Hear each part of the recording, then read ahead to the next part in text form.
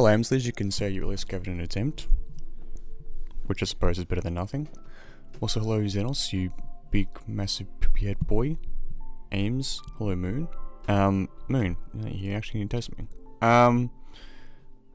Obviously last night transpired some events and everything's been sorted out.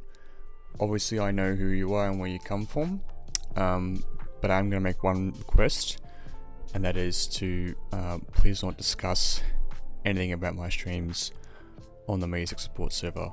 It's starting to get a little bit frustrating seeing that sort of stuff pop up, and obviously I haven't said anything about it, but it just would be nice if people just, you know, respected the sort of fact that I'm wanting to keep that stuff separate from the support service, my streams separate from my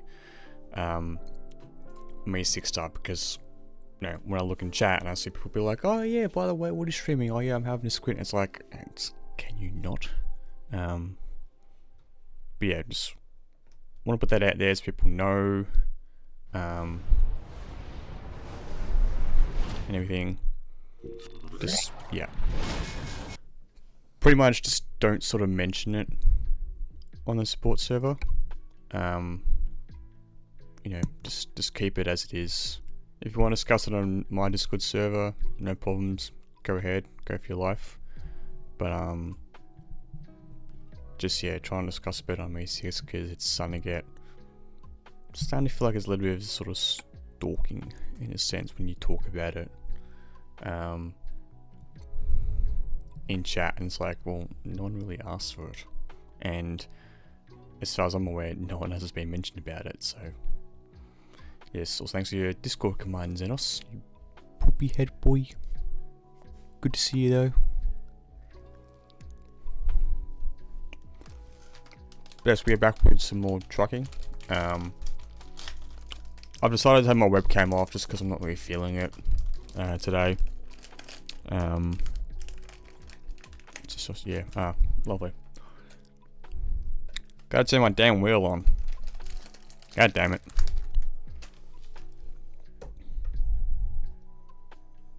I will know you in a second, boy.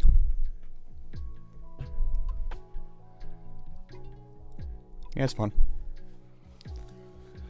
Enjoy the looks.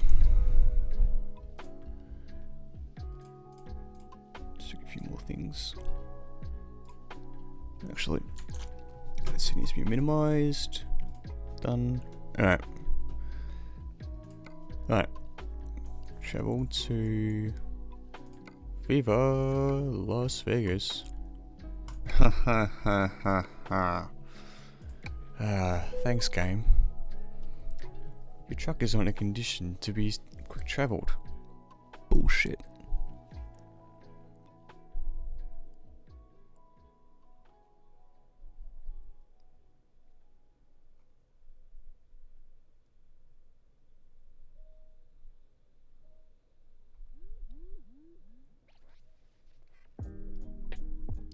Come on.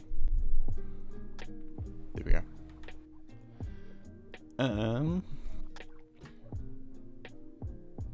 Is there a repair shop over there? Cool, probably. Time to get the job done. Turn left. And then turn left. Yeah, okay.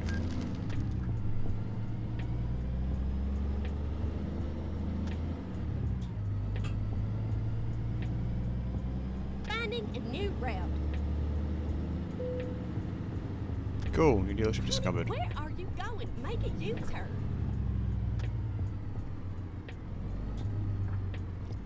I'm going to repair my truck so I can fast travel to Las Vegas.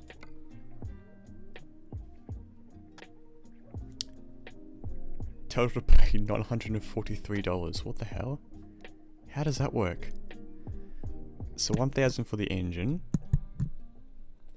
1,000 for the wheels, 234 for cabin, 167 for chassis, with 943 at 9% corn insurance. That technically means it's like what, 1,500 off? Oh well. Okay. Didn't have to pay much.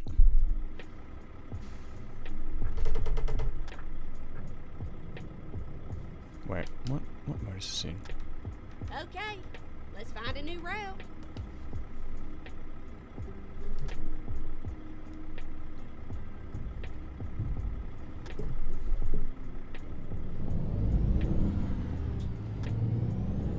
Get ready to turn right.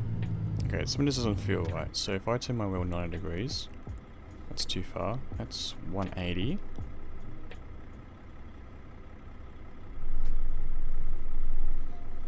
Oh, there you go. I do notice it now. Let me just look quickly. That's better. There we go. That's the 1-to-1 steering ratio I wanted. Cool. Okay. So, quick travel to Las Vegas. $1,700.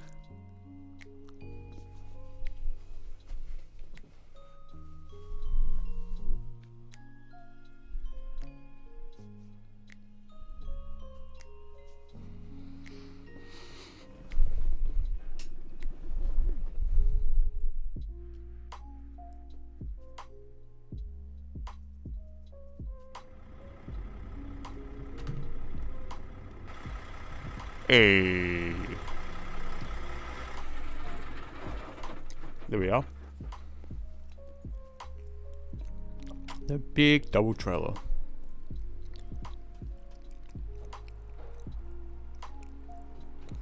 It's gonna be fun driving this around.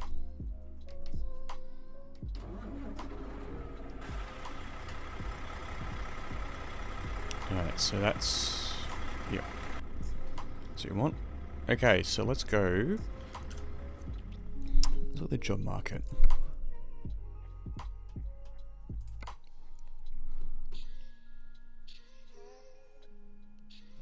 So they're adding Wyoming recently.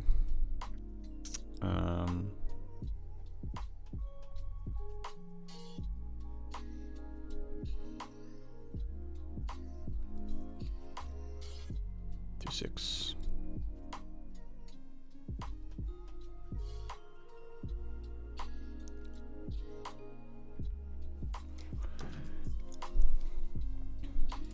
So once something goes to Wyoming, because that way I can then do a World of Trucks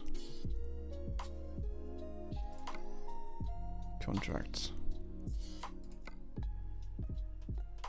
Or maybe it doesn't allow the trailer to go to Wyoming.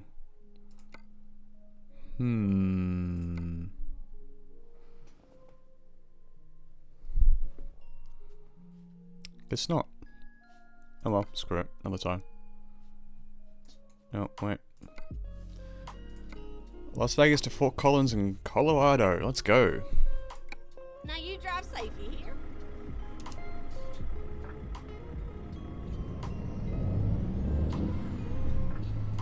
Oh, it's gonna be a tight squeeze. It's gonna be a tight squeeze, as always. As close to the left-hand side as possible.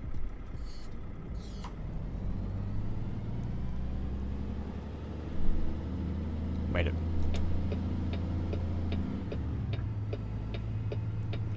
Alright, so...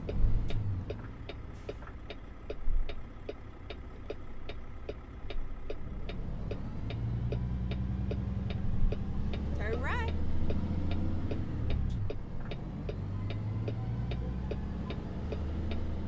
Turn left. Good stop. No. So... you're playing and we're paying. For the light went yellow for a moment there. Well. Let me continue.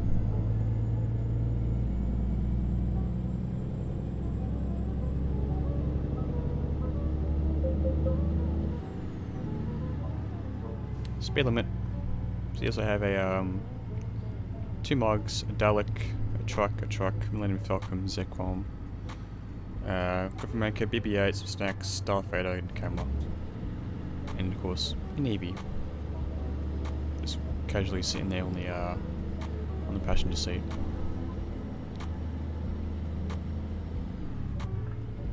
Always fun.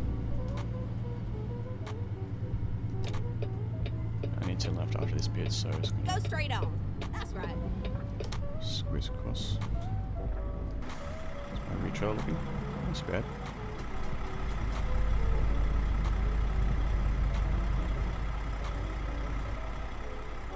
That's sort of in. I know I had Xenos, so much stuff. Actually, what was the button to... There we go. Nope. Oh no. Okay, so if I pause the head tracking, it doesn't allow me to actually properly move stuff around and like look back. There's also a lightsaber there as well.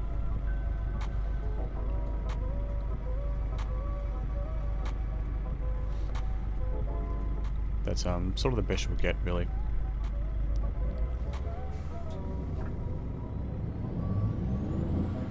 Slow reactions.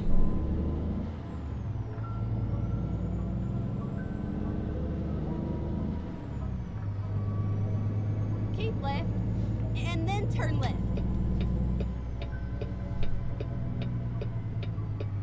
Turn left. See a car coming. But we'll make it. Oh, get ready to turn left. Here we are into Walmart. Turn left. Oh god, this is gonna be a fun turn.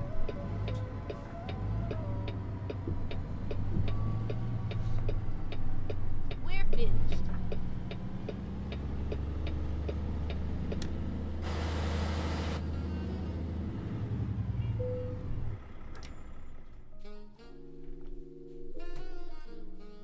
Frith! Frith! Frith! That's probably a bit loud, but I apologise.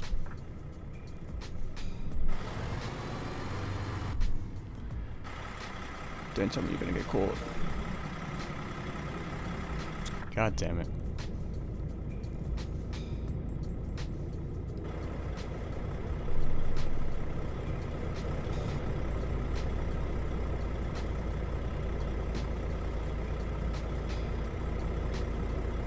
She's still moving.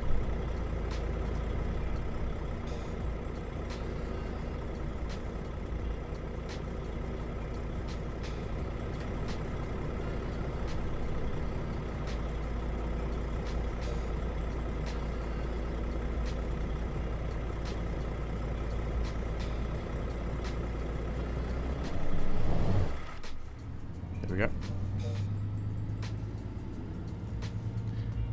Well, that worked. Look, Ames, if I'm being honest, it's a very expensive wheel. Like, all this stuff is expensive as holy hell, trust me. But you can get budget ones for like 100 to 120 pounds. 100 to 200 pounds. Let's get going. They'll be better suited to what you need.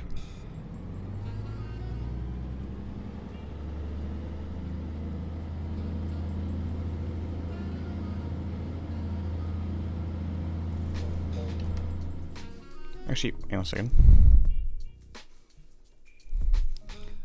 Frith, where's your mod badge? Like...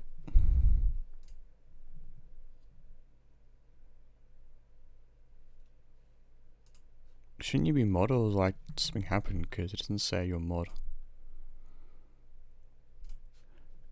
Oh, I see. Any particular reason, or just busy with life and I didn't stream for a while? Mod Xenos instead. I mean... Yeah, it's a fair point. I'm also not entertaining.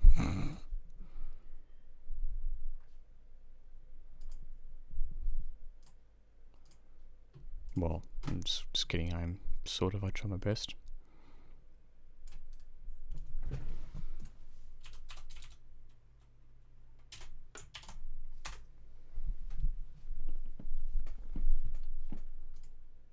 There you go.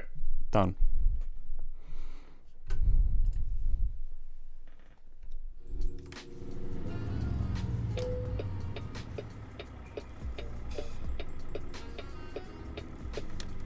mean, why not?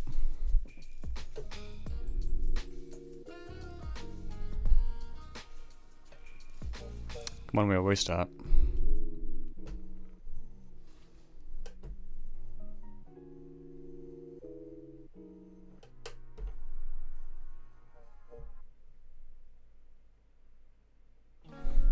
Done.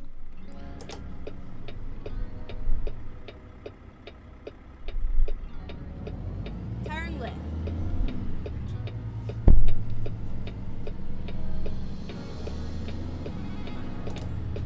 Turn right. Can't quite stop anyone, so...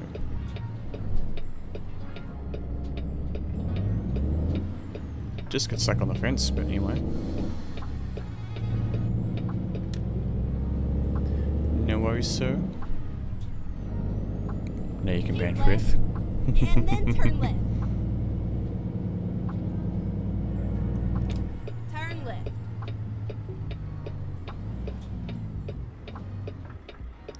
Hey, Xenos is a good boy, okay? Leave my Xenos boy alone.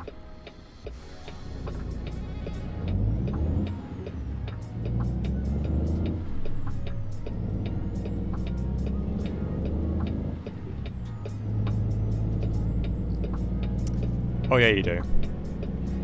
Like I said, there's a lot of stuff involved.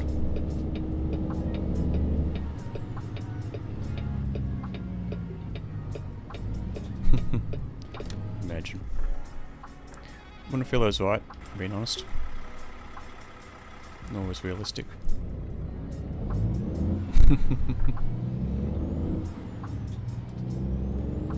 Just time him out. Go for it.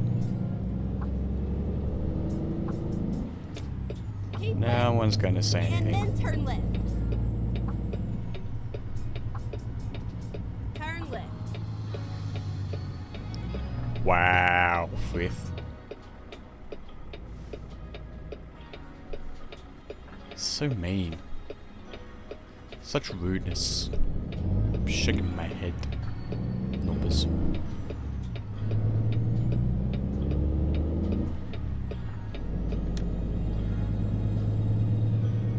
Here we go. Timed out for 1 second.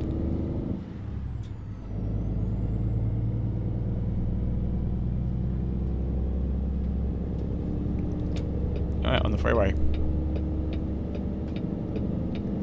13 in-game hours to go.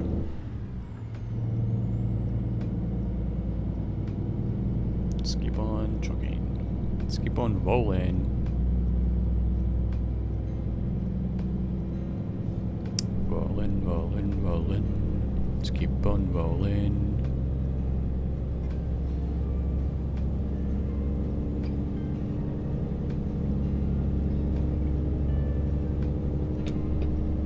Now keep left there.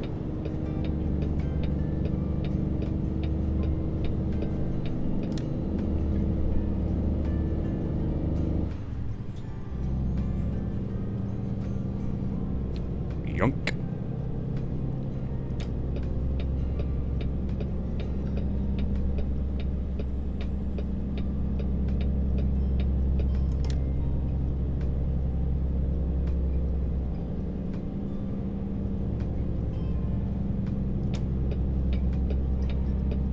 That would do it.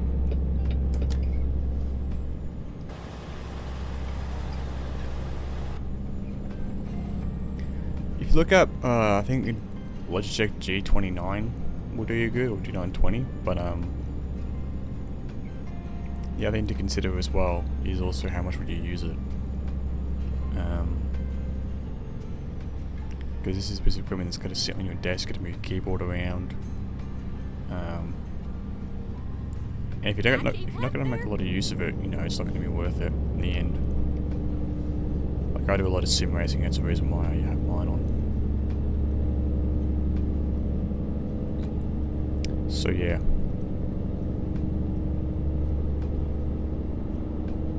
Now keep left there. Thanks, Grandma.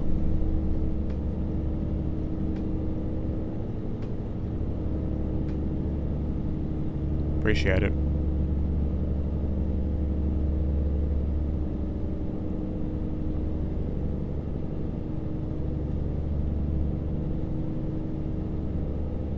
So much fun seeing the game just run so smoothly. Real nice solid 60 FPS.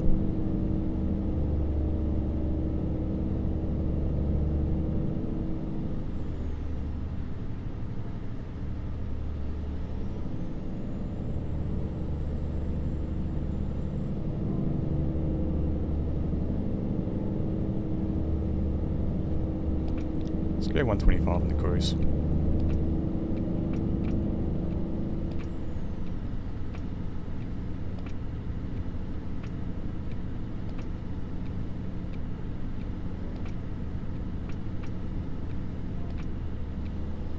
Just cruising through the countryside.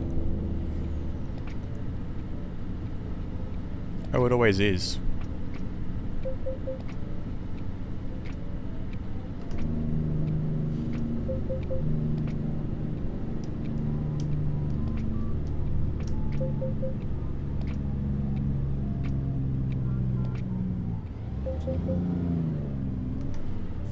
It was fun.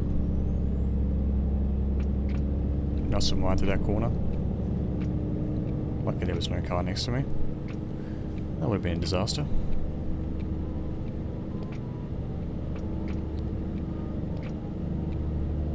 But, hey, such is life.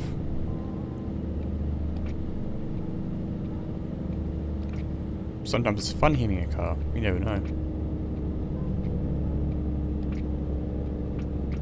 Yeah, I never know.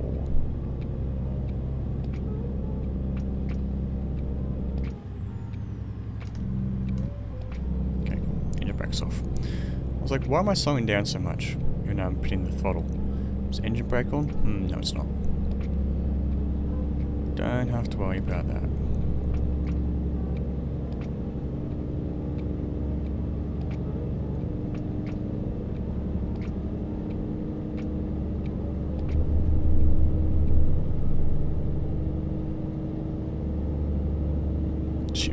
Was a sentence. Yeah, you would literally like 5 minutes into your first delivery, you'd be like, yeah, we're sending you to jail for doing like 150 in this 50 zone.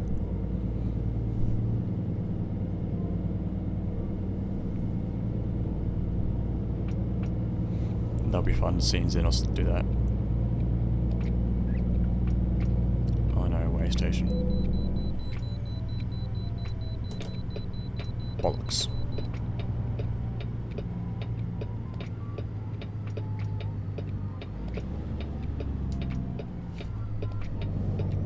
Okay, no idea why you were stopped there, but anyway. We'll forget about that. Never mind, sugar. I'll find us a new route. Shh. Dun dun dun dun dun dun. Oh, honey, honey, dun dun dun dun dun dun. You are my sugar, dun dun dun dun dun dun.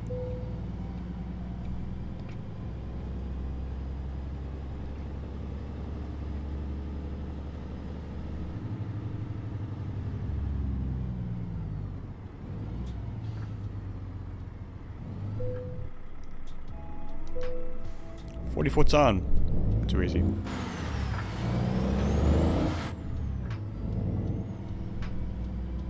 Just look at the acceleration. Go!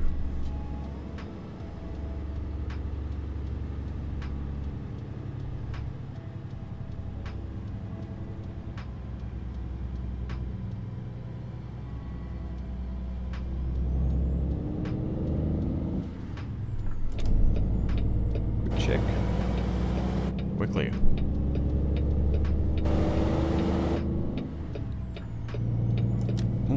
I see dark clouds ahead.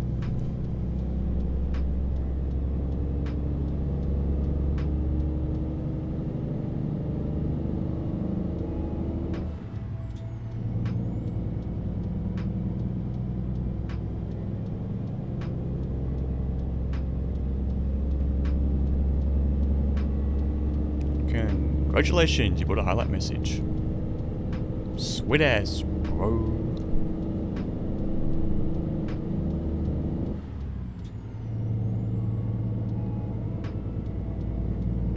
No, it's only worth 100 points, and I'm pretty sure you get 300 for following, so.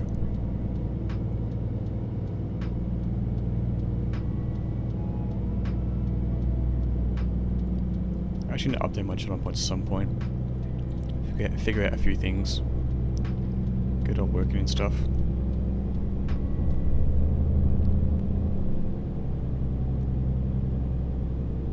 Because I've had ideas for using channel point redeems to play sound alerts. Something that a certain XR5 would appreciate. And there's 28,000 points. Do the hydrates? Okay. Hydrate time.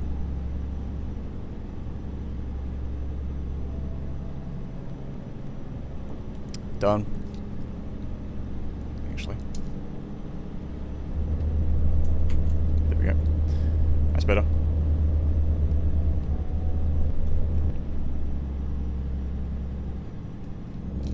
Cool.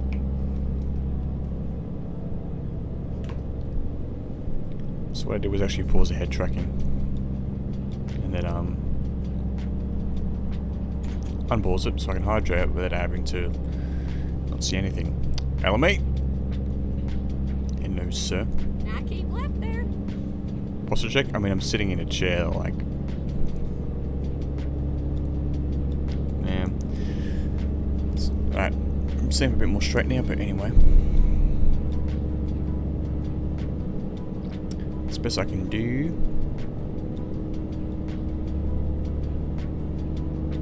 No.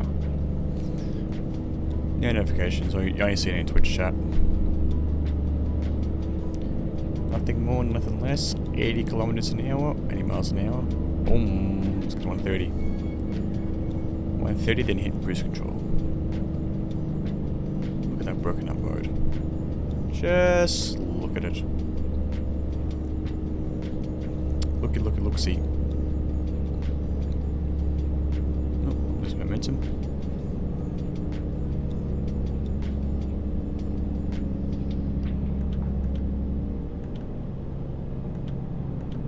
I see. So when the lights turned on that display above my head, it says 1610 12 kilometers. Actually goes dim when you have the lights on. Which is sort of counterintuitive. If you ask me.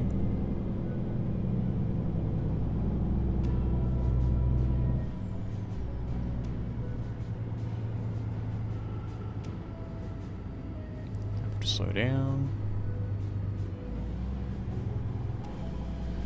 Alright. I think my desk actually needs to be fixed up a little bit.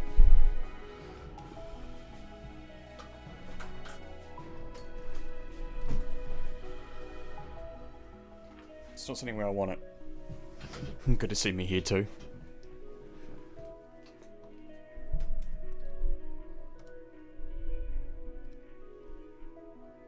Wait, hang on. 2 Voice mod, please.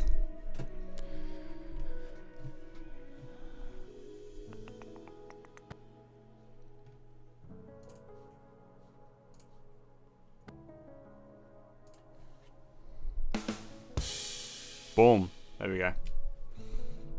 That worked. I love what I do sometimes. I love what I do sometimes.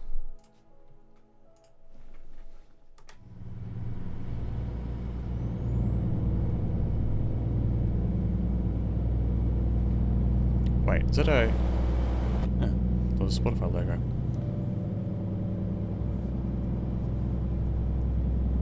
This is a playlist I found publicly. But yes, I can link it. There you go. That's what I'm playing right now. It's not my own playlist. My own playlist has songs that will get me DMCA'd here.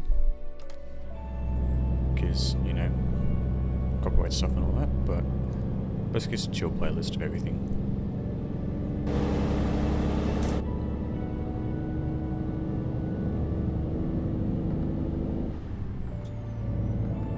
Stay on this highway for a little bit. Cool, we can move over. Overtake this tanker. Come on, come on. Come on, come on, come on, come on, come on, come on, come on, come on. Here we go. Wow. All the gas.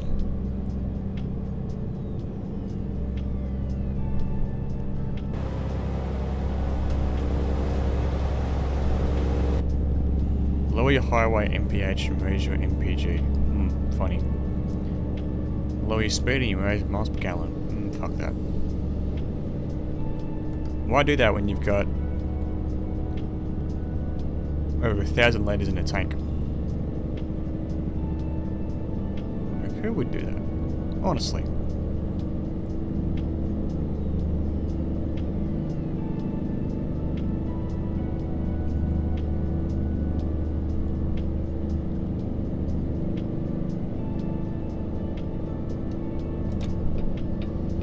Alright, racing line time. Over the wet line.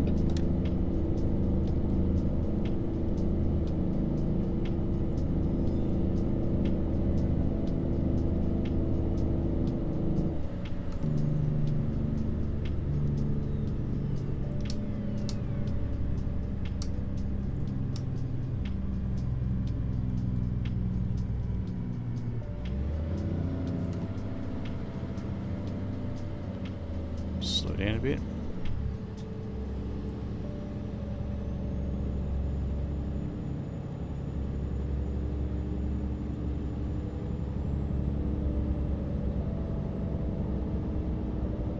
Sort of 89 kilometers an hour, which wouldn't actually see a lot in some places. I know here in Australia sometimes you're doing 100 kilometers an hour on the freeway, you gotta do about 60 near roadworks.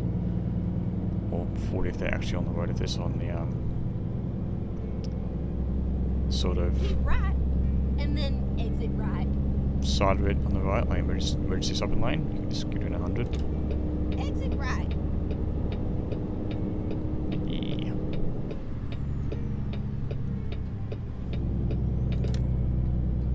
First part's too tight, and then it eases out.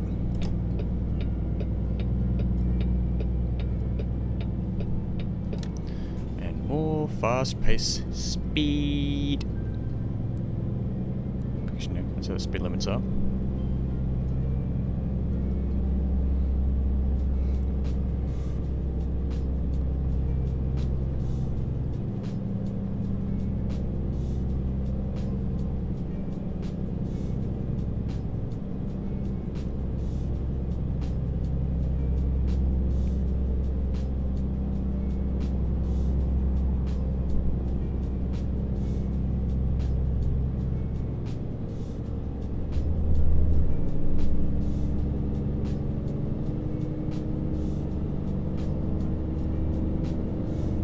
Cars are taking me like I'm standing still, but I got the weight and the speed on my side.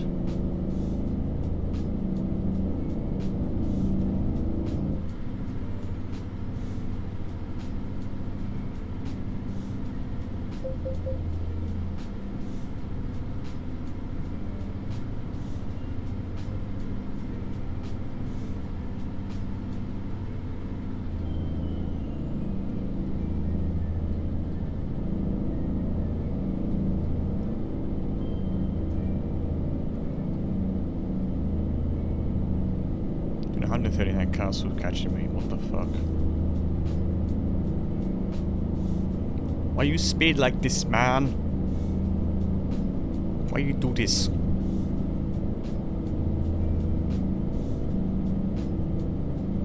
You know, it's damn Rosses, man, tell ya.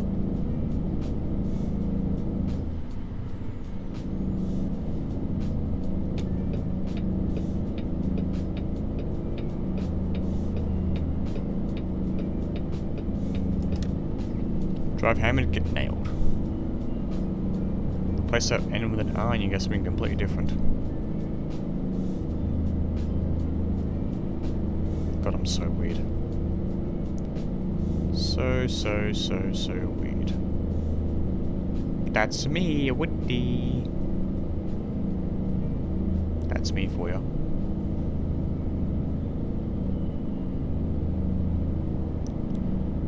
Full-time weird-ass motherfucker. Bye, UPS. Putting household appliances better than you are.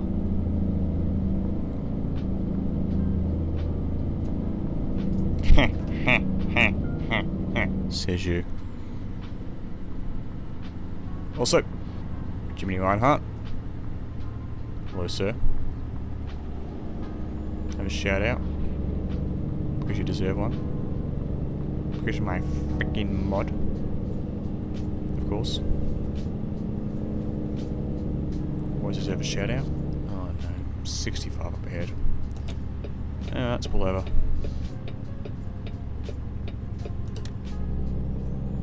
Keep going though. Keep the speed up.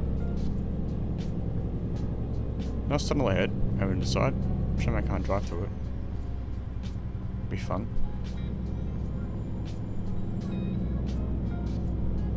Windows down, engine brake up. Those RPM revs up.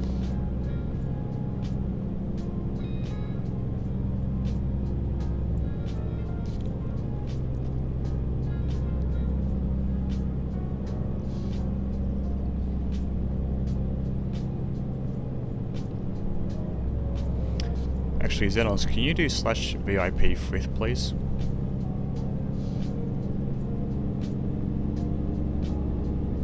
And also same to Sir Ali Razaf. God, I'm so bad at pronouncing fucking names, man.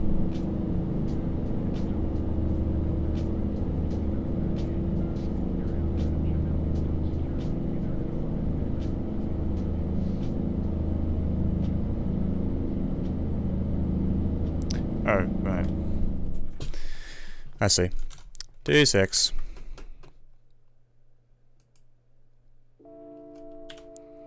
Think I only can. Who?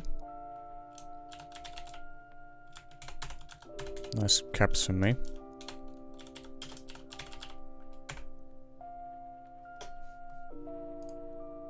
Did that actually work? Hang on. Let's double check.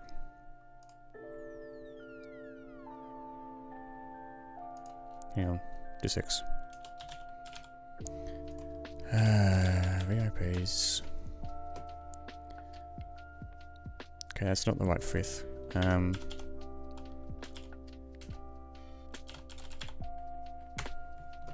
Because Frith has the underscore in his name, doesn't he?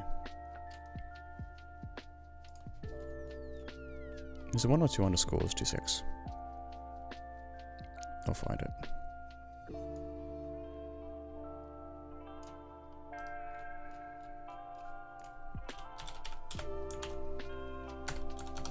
Done. And then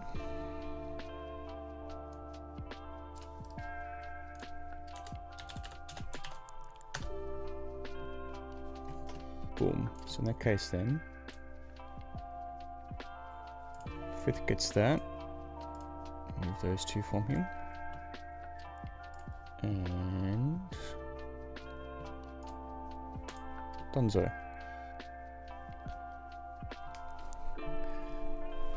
666, the number of the beast.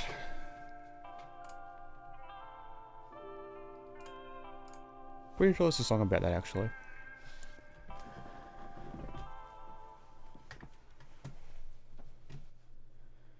Do I have Dirt Rally installed? No, I don't. I installed it.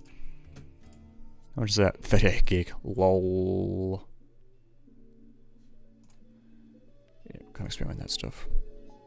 Iron Maiden. Yeah, boy. Of course you would know. Of course you would know Reinhardt, wouldn't you?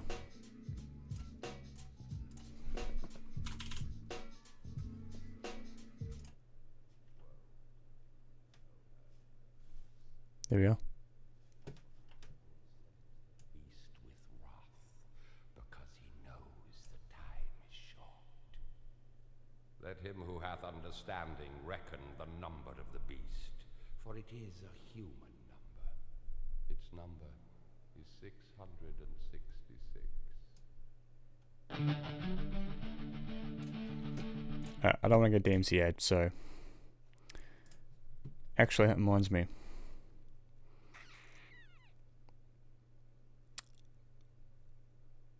Changing it up.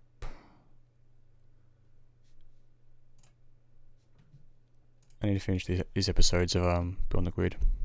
Hi, I'm Murray Walker. Hello, I'm Jensen Button. Hi, this is Mario Andretti. Hi, I'm Rubens Barrichello. Hi, I'm David Coulthard. Hi, this is Mika Hakkinen. Hi, I am Daniel. Maybe not everyone knows this about me. Joseph Ricardo. Hi, I'm Kim Räikkönen. You are listening Beyond the Grid, correct? Can you do it one more time? What is it? Beyond the Grid. Hi, Beyond the Grid. I'm Kimi Räikkönen, and you're listening to Beyond the Grid. Hi, I'm Kim Räikkönen, and you're listening to Beyond the Grid. You're listening to your podcast. Let's put it this way. Do you mind just doing it once more? Hi, I'm Kim Räikkönen, and you're listening to podcast. Oh, God. Gotta love Kimi Räikkönen. Hi everyone, Tom Clarkson here, and welcome to what is, I can't believe it, the final episode of 2019 of your favourite podcast, Beyond the Grid, presented by the new Bose noise-cancelling headphones 700. Well, what a year it's been. 43 podcasts, and more legends than I could have hoped to meet in a lifetime, let alone 9 months, and more stories than I could possibly do justice to here in our end-of-season Christmas special. But I've spent the past week compiling some of the most memorable anecdotes from Series 2, which I hope you're going to love. Now let me tell you, this was no easy task. I could have easily picked an anecdote or two from every single guest. But in the end, I've pumped for a list that I think showcases the full breadth of the conversations that I've had. So whether you've been a listener since the beginning, or you're joining us for the first time today, please sit back and enjoy hearing your F1 heroes one final time this year. To kick things off, let's turn first to the 2009 World Champion Jensen Button. He and I caught up at the Russian Grand Prix to talk about everything from having children to winning the world title. And it was the story of how he came to race for Brawn Grand Prix after Honda had pulled out so abruptly that I found intriguing. It came as a shock to everybody in Formula One, December 2008. How much of a shock was it to you when they pulled out? A massive shock. I had no idea. No inkling? Nothing. And, you know, even if you think that they're having struggles, or you'd never think they're just going to pull the plug completely. It'd be over time, you know what I mean? But it was bang, done. Slow down a lot there. We're pulling out. We have to, as well as many other manufacturers were pulling out of motor racing. But it was a real big shock. I had been away training in Lanzarote, that lovely training camp that I used to do every year for 1 to 2 weeks in Lanzarote, Club La Santa. And I just got back, felt fitter than ever, with Mikey at Gatwick Airport, of all airports, at the baggage carousel, waiting for our luggage and bikes. And that's when I got a text from Richard saying, yeah, you have to call me immediately. And he did, and it's like, hey, how's it going, buddy? He's like, got some bad news. You know, the Honda are pulling out. I was like, what? That's it, game over. He said, yeah, that's it. The team is done. Did you have any idea what a beast the team was developing for 2009? So were you all quite hopeful up until that moment that 2009 was going to be a great year anyway? Yeah, I mean, Honda they've been putting in a lot of money into the new car. A lot of money. Money. You know, you walk around the factory and spending time with everyone. Just money and everything. That's how it works these days. It's going to be a great car. You know, we don't know how good because it's a complete regulation change. We don't know what other people are going to build, but we think we've done pretty well with the regulations. You know, initially we thought we'd be 2 seconds slower with the new regulations, but we're basically as quick as we were at the end of the year now. With next year's car, with the regulations that should be 2 seconds slower. Whether that means that we had a really bad car in 08 or a great car in 09, we didn't know at that point in time.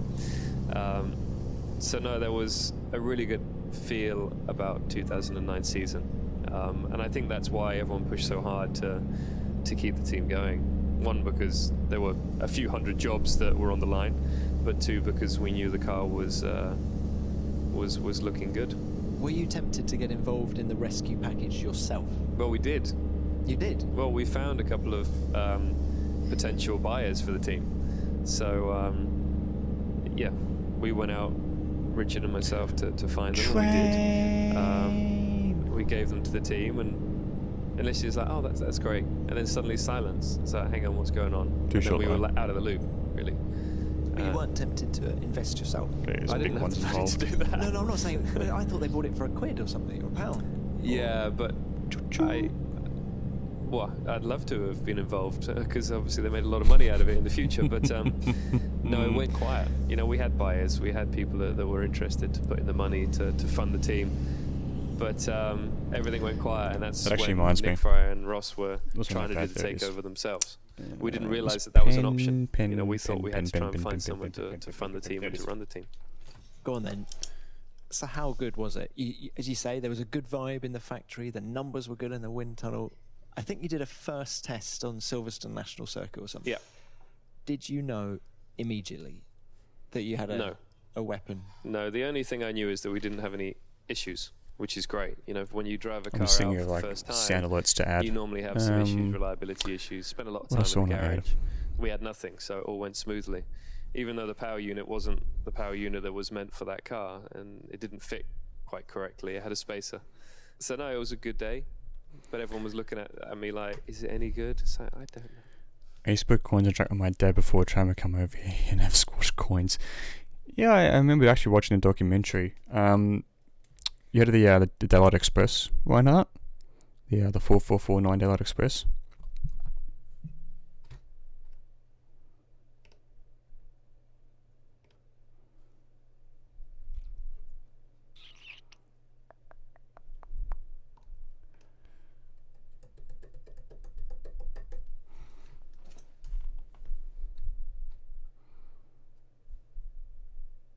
Okay, it's one of the America's Greatest Dream Teams, but like, I watched a documentary about it, and the guy goes, actually, I'll find it quickly. Do I care about DMCA? No.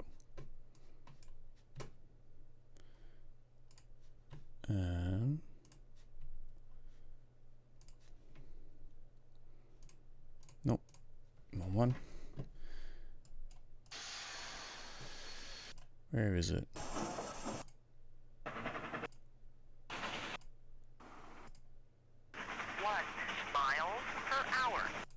Herds of antelope.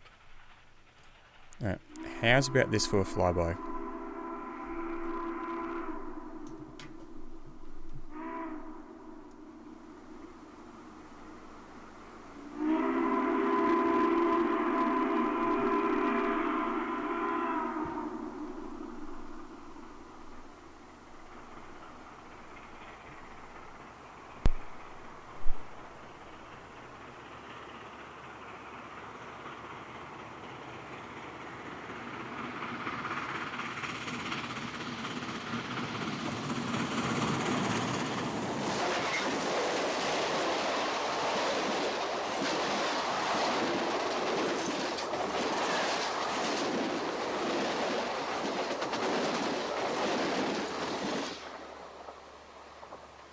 Tremendous heat from the engine's steam cylinders and boiler set off the railroad's computerized hot box axle detectors all the way down the line.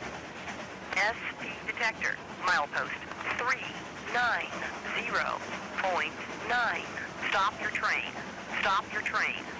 First, hot box, axle 6 on left side. Second, hot box, axle 6 on right side. SP detector, milepost 390.9. 51 miles per hour. Stop your train. Stop your train. 2 defects.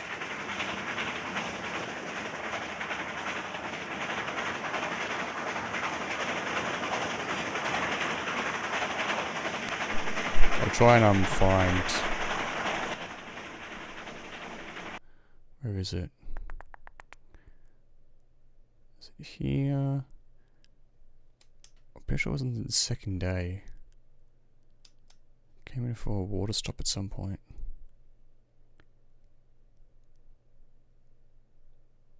Here we are.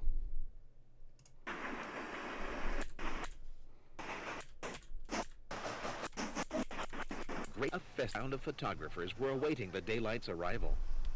It all had a feeling of festiveness.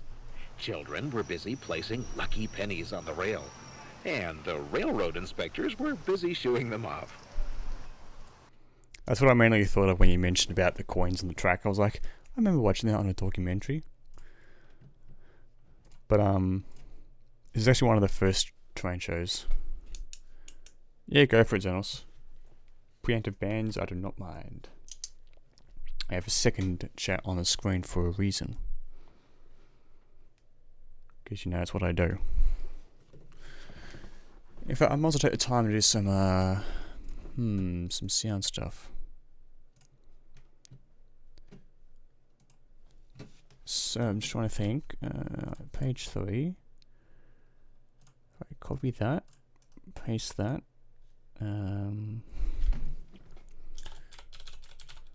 Title was bollocks. Reset to default. Let's also find an image of it.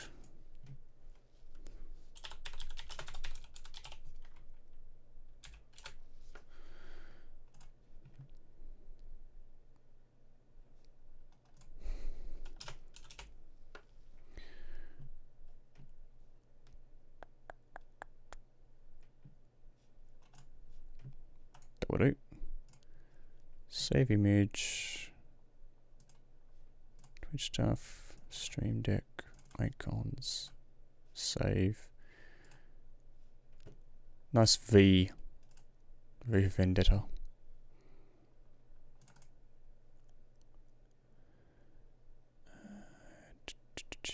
There we are. Alright, pull up Premiere Pro.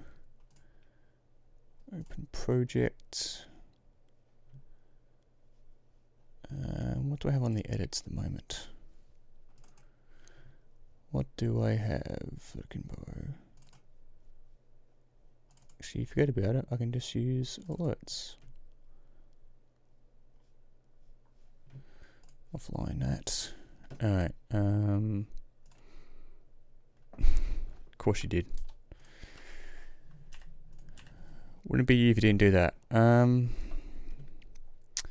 Okay, let's go. Hoss is back.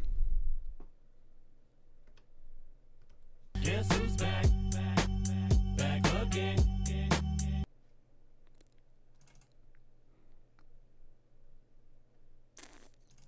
Boom. There you go. This is what I want. Change the settings. Copy. Any sign of Rojas' right-hand man. Roger that! He's gonna get away! Command, ready for dust-off. Send the chopper. Coordinates to fire. Bollocks! The skies are clear. Okay. So I know I need... Send the chopper. Coordinates to fire. Bollocks! For bollocks! The sky... Okay, so it's this section here, I think. Hold up. To fire. Bollocks! The... Alright, so it starts... Let's do rough cut. Zoom in. Frame by frame section. And then... No, that actually works. Move that. Zoom out.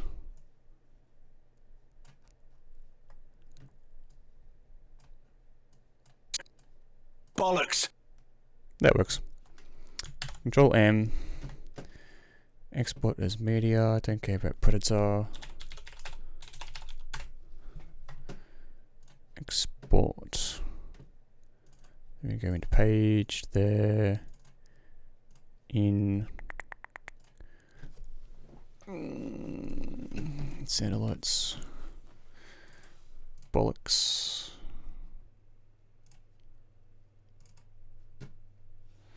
Alright. Bollocks! Was. Hello. Hello. Fancy seeing you here. Have a shout out. How you doing? How are you doing today? Also, happy stream anniversary for the day, I think it was. Or whatever it was you were doing, I can't remember, to be honest. Anyone in the stream is always gets a shout out. Whether I know you or not, you get a shout out. It actually reminds me. I need to adjust the hello there one. Because someone actually told me that it was not right. So...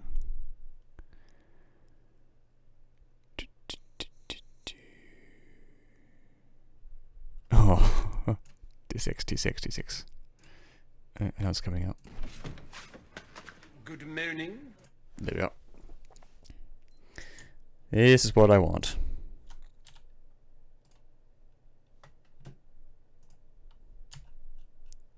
Hello. Gotta love this show. Good morning. Good morning. Good morning.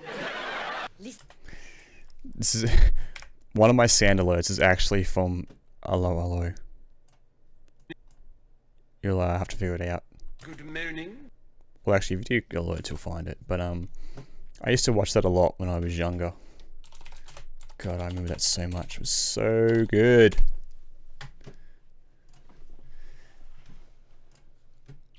Actually, I will play Sneaky Alert just so you actually... Hang on. Excuse me. What alert was it? I'm trying to remember. Which alert was it? Here we are. If in Italian army we have a general like that, we tell the mafia. We make the contract, he bite the dust. I heard that. Oh my, what a mistake to make. This is a test donation for $25. I remember watching it with my dad straight through, have it on DVD somewhere. Yeah. I'm glad so many of you actually recognized that straight away. It was like, damn, I didn't think that.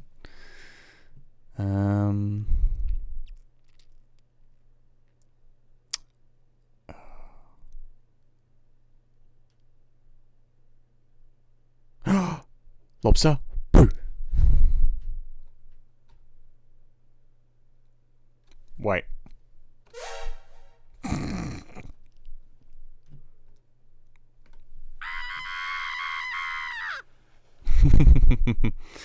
There we go. Okay, somewhere I have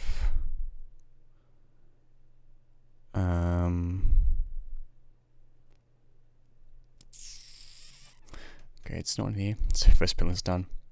Xenos, thank you very much for doing that. I appreciate it. Okay, it won't be in there. Probably be in here somewhere.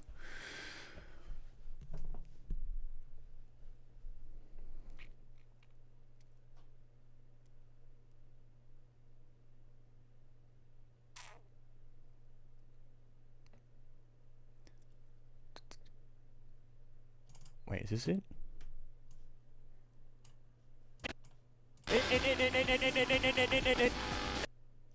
Okay, it's not a good version. I'll figure it out later on. Get a better version. It's a cleaner version. The entire. This is what I want. Oh no, it's not what I want. Hello there. Okay, but that is what I want actually. Hello. Let's figure this one out. Hello there. Wait. Zoom out. Hello there. I feel like I can just get rid of that little electrical thing at the bottom. Hello there. How does that sound actually? Hello there. Hello there. Hello there. Does it actually sound a lot cleaner and a lot better, do you think?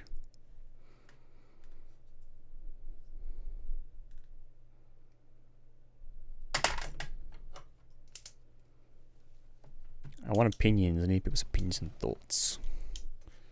Because currently what I have is... Hello there. Like, obviously it's not as good. In fact, you know what? Screw it. I'm just going to export it anyway. Ah yes, more bands coming through.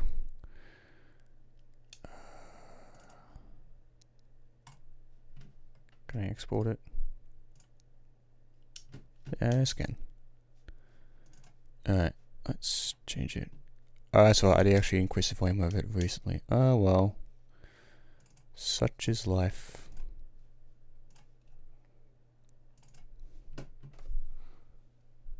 Bollocks! Nope, wrong one. Hello there. Yeah, it does. That's what everyone was saying. Oh wait. Forget you.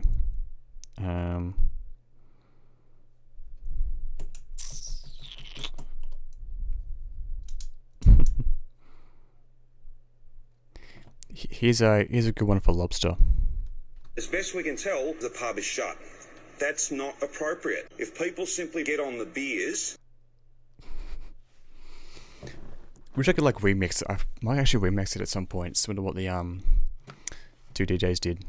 Makes Turkish man yelling meow to Egg sound like, you know what? I'm adding it to my list.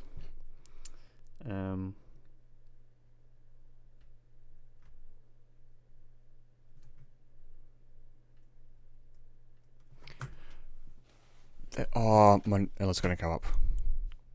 You're gonna see my alerts. Fancy. Okay. Did I actually... Oh, did I download the video for this? 2 secs. Let me double check. Don't think I did though. There's actually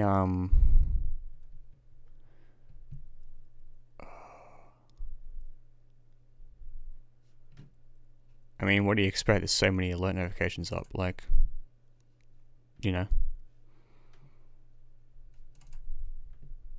Get to the chopper!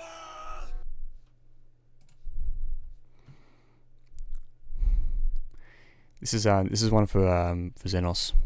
This cube. Oh, for God's sake! What a fuck's sake! Probably recognises that one. This is actually one of my favourite ones. This one here. They're not going to make it. They're in the fuel pump, mate. They're in reserve. I'm not joking. You're not going to finish if you don't get to maximum. We're talking maximum minus 100. That's my 100-bit alert notification.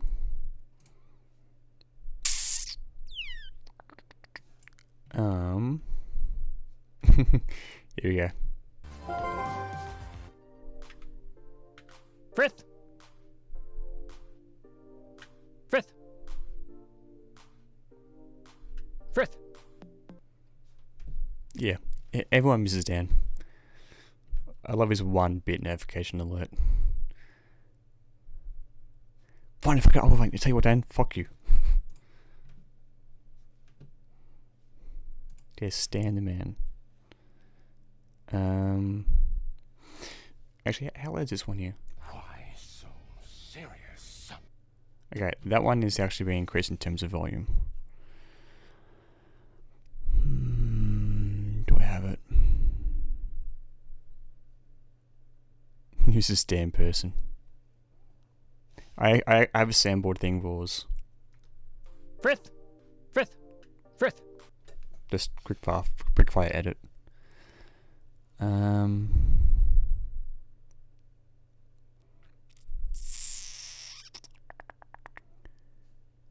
Oh, did I remix I Let My Little Friend? Do you want to play rough? Okay. Say hello to my little friend. Yep. This is a test donation for $15. I did remake it. Alright, okay. Oh, that's right. Oh, I changed where it's at. Damn it. It's not on my, it's not on my hard drive anymore. Alright.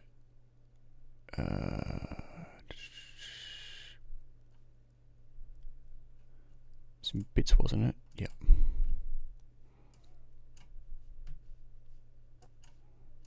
Get to the chop.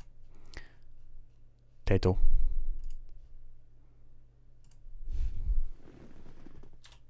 God, I'm gonna love seeing how many bands Xenos has done on his first day of the job.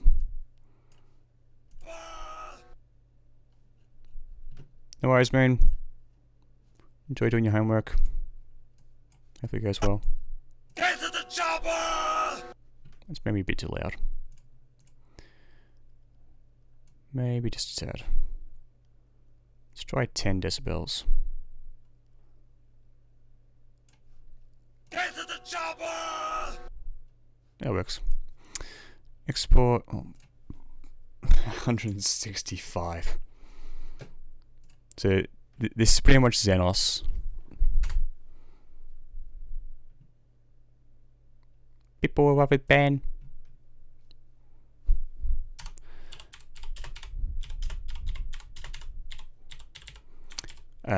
Has anyone got any other suggestions for like Sandboard stuff or set notifications? Ah! My track IR thing just fell off.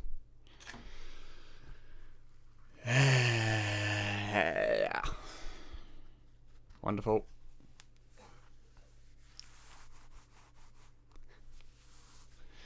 Alright. Copy.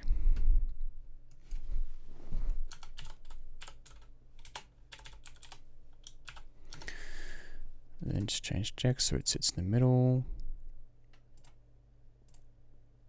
Honestly, I don't blame you.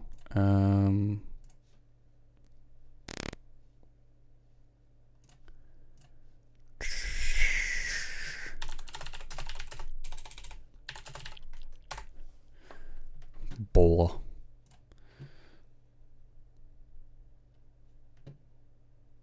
There we go. That's gonna work.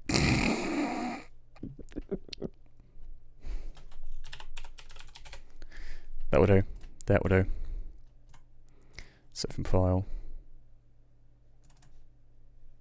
Let's move text. And send alerts.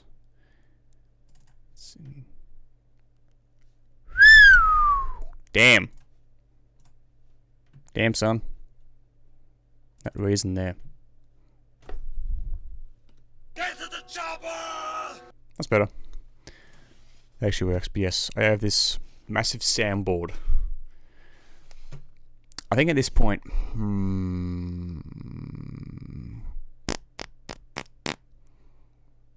just trying to think. I think at this point I might as well just like have an actual separate page one and stuff. What do you guys think? So page one. Yeah, I reckon so. Alright. Create folder. Page one. Text to the bottom. Go into sounds. Copy the 5th one. Paste it in. Delete. Move all of these down. Copy. Paste. Delete. Oh, how easy is that? How easy is that?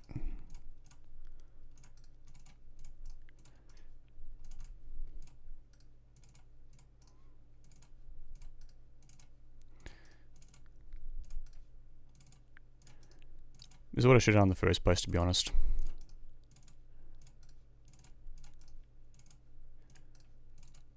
Because I feel like there's going to be just so many pages of this stuff. Alright. Here we go. Delete, delete, delete, delete. No! I just deleted my F1 folder.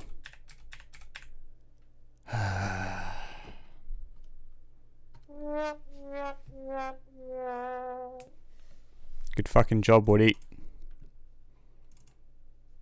You slid your F1 folder thing. Man.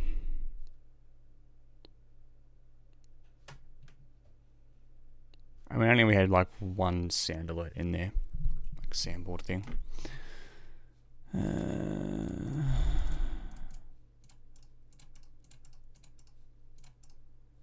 My speedrunning thing didn't work.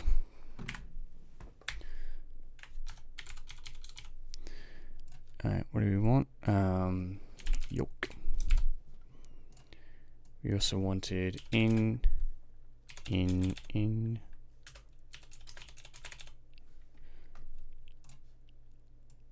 For what? Actually, no, I've done that one at some point. Oops.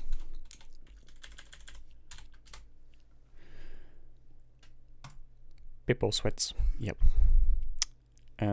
What's the one? Honestly. Honestly, what are we doing here?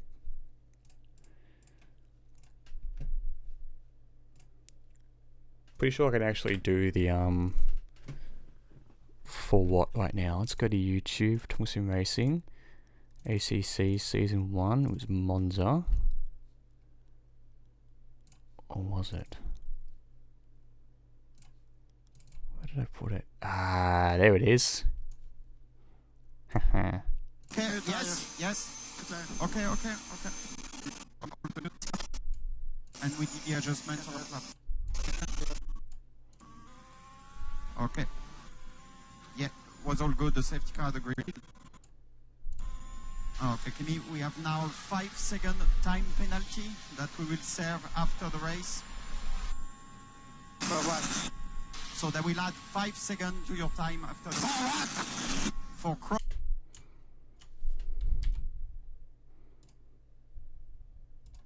See how this works. Yep. Oh man. Control M. Export sound alerts for. Nope. Export. Go to the soundboard. Go in. Change it. Sound alerts.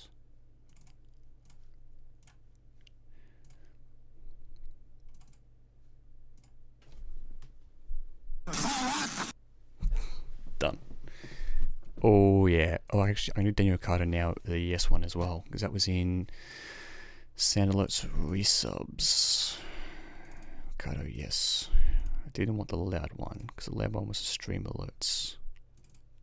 Nope. Bits resubs.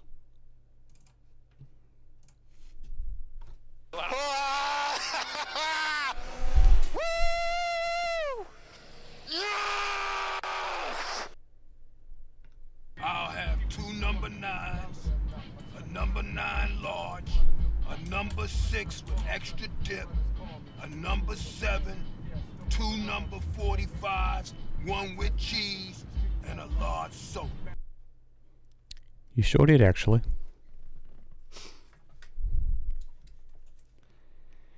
You sure did.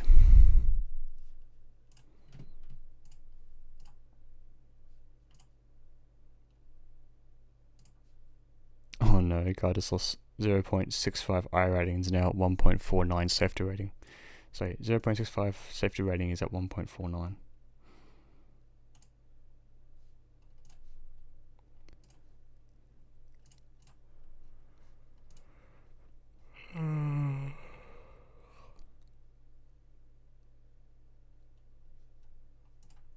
Alright. Enough of that. Once again, press one button. Oh, steering wheel's not being actually being affected for once. Alright. So there's a few that I need to actually redo at some point. We'll get around to that later on at some point. Spotify. I can't. This Silverstone Stowe circuit. It wasn't even the national circuit. It was the fun, the school circuit. Really slow. Yeah. So then you take it to Barcelona then.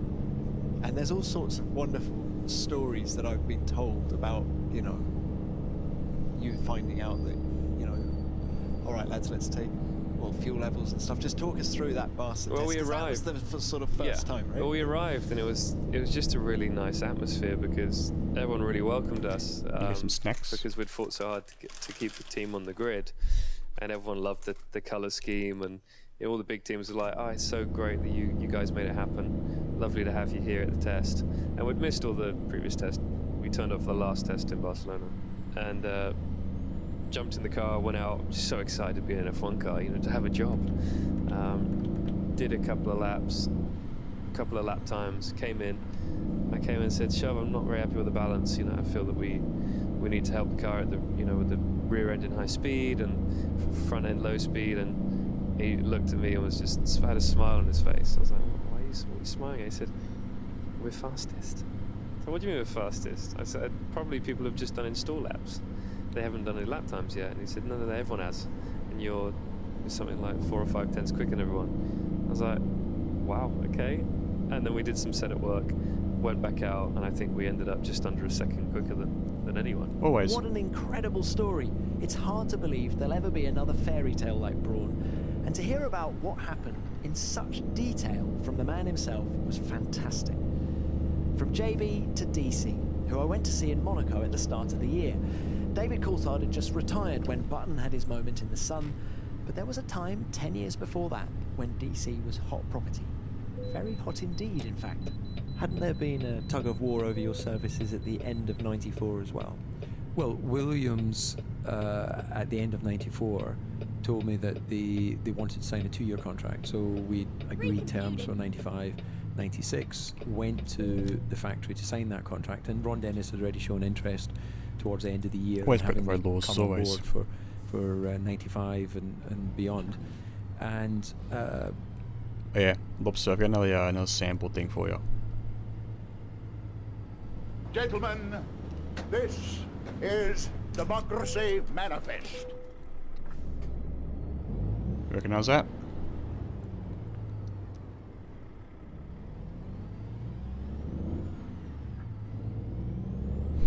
Amazon Prime truck.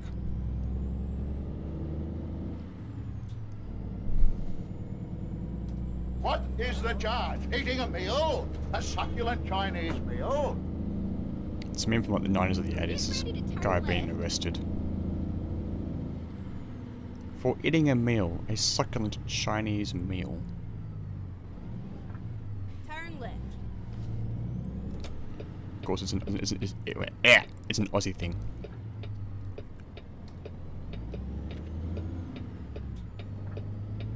we went to sign, and I say we, my management at the time, IMG, we went to Didcot to sign the contract, and as I went into the office, Frank said he changed his mind and he didn't want to do a 2-year contract, he wanted to do a 1-year contract, but apparently Damon was upsetting him over his negotiation. So I remember Peter Goodman, who was the lawyer for Williams. Someone's forced my hand. Get your hand off my penis! Sorry, just had to.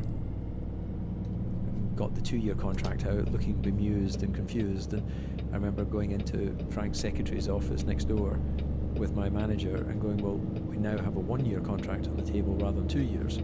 And so my manager, Tim Wright, said, well, let's phone Ron. He phoned Ron, and Ron said, okay, sign a contract, sign the 1-year contract with Williams, come to McLaren, and we'll do a contract for 96, 97. So I signed for Williams, having called McLaren from his building, drove down to Woking, and then signed for McLaren, and then drove up to Scotland for Christmas and told my mum and dad, there's good news and bad news. The good news is I'm contracted for 3 years in Formula 1. The bad news is it's with 2 different teams, which was a bit confusing for them. David, what a fantastic... So really, the same day you bounced from one team to the other.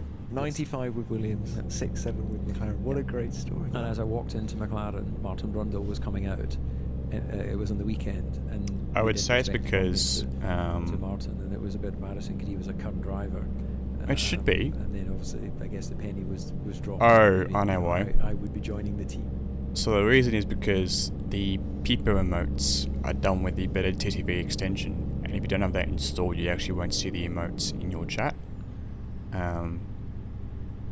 Streamlabs does allow you to have actually those emotes be viewed in the chat pop-up, which is what's on my screen. But yeah, you need to have an extension installed. Which you do it and then you restart Twitch or refresh Twitch and go from there. You're smart enough to know how to do that, aren't you? You're a nerd. Actually reminds me, another sandboard idea. Another sandboard idea. I'm gonna have so many fucking sandboards before I know it.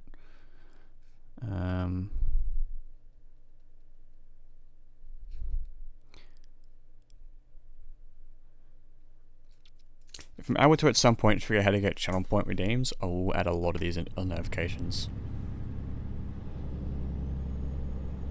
Keeps it fresh.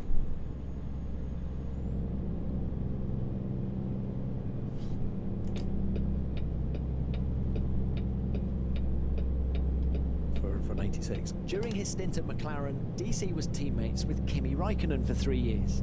He remembers Kimi as monosyllabic and someone who slept a lot. And perhaps Kimi revealed why he slept so much when we caught up at the start of the year at testing. He had me in stitches when he recounted a 2-week bender back in 2013. Kimi, I've got to ask you about a 2-week period between the Bahrain Grand Prix and the Spanish Grand Prix in 2013. I think Sammy was there. Probably Sammy started the whole thing. So that's Max. Sammy in the background. Who's how do we describe Sammy as a... Max, please. Why must you be so kind, so sweet, and so lovely? But hello, sir. I'm a good boy. Good to see you again. How you doing? How are you today? How is life treating you on that other side of the pond? Even though I'm not an American, but I'm driving an American truck in an American game, and you're over in the nice, lovely, cold, gloomy UK, because that's how life is. Friend. But I mean, Sammy has been with you since you were 16. You were his mechanic. Yeah. When he was karting, you obviously decided you were going to be a better driver, and he was better mechanic. Yeah, I was doing some. But Kimi, there was a pretty intense. You must drive on the right-hand side. You finished second in the Bahrain Grand Prix in 2013. You then finished second in the Spanish Grand Prix 2 weeks later, maybe 3 weeks later. But quite a lot of partying went on. Yeah, but that's normal. You know. Is that normal? Yeah, it's very normal. And maybe it's not in a book, everything, but for sure on the whole summer was more or less. It was more or less, racing and partying, but it's it's nothing. It's nothing new. So for me, it's normal. Outside, it might look a bit weird, but for me, in the past, it's very normal stories. But Kimi, how does, when you go and do a 16-day binge, which is what you did between, I would still have a hangover now. Yeah, but trust me, once you do it, it doesn't feel that long actually. But Kimi, how? So according to what I read, you stopped boozing, I think, on the Wednesday before Barcelona. Obviously. Thursday morning, maybe. No. It was Tuesday, Wednesday. Slow down. Only how do you food do to that? get back in the shape. But how, Kimi, how does the body cope with those extremes? So what I just said, that when you do a lot of practicing, it's much easier. Trust me, if I would do it now, it wouldn't be the same anymore. So. Because I don't know. You get used to things, and like anything, unfortunately. So no issue. A little bit. I always joked in the past that as long as you have more drinking days than hangover days, you're all fine. So for sure, on that point, the numbers were right. Yeah, I am 2.6. But you don't think, has it in any way had a negative impact on your career? Absolutely not. Do you actually think it's made you?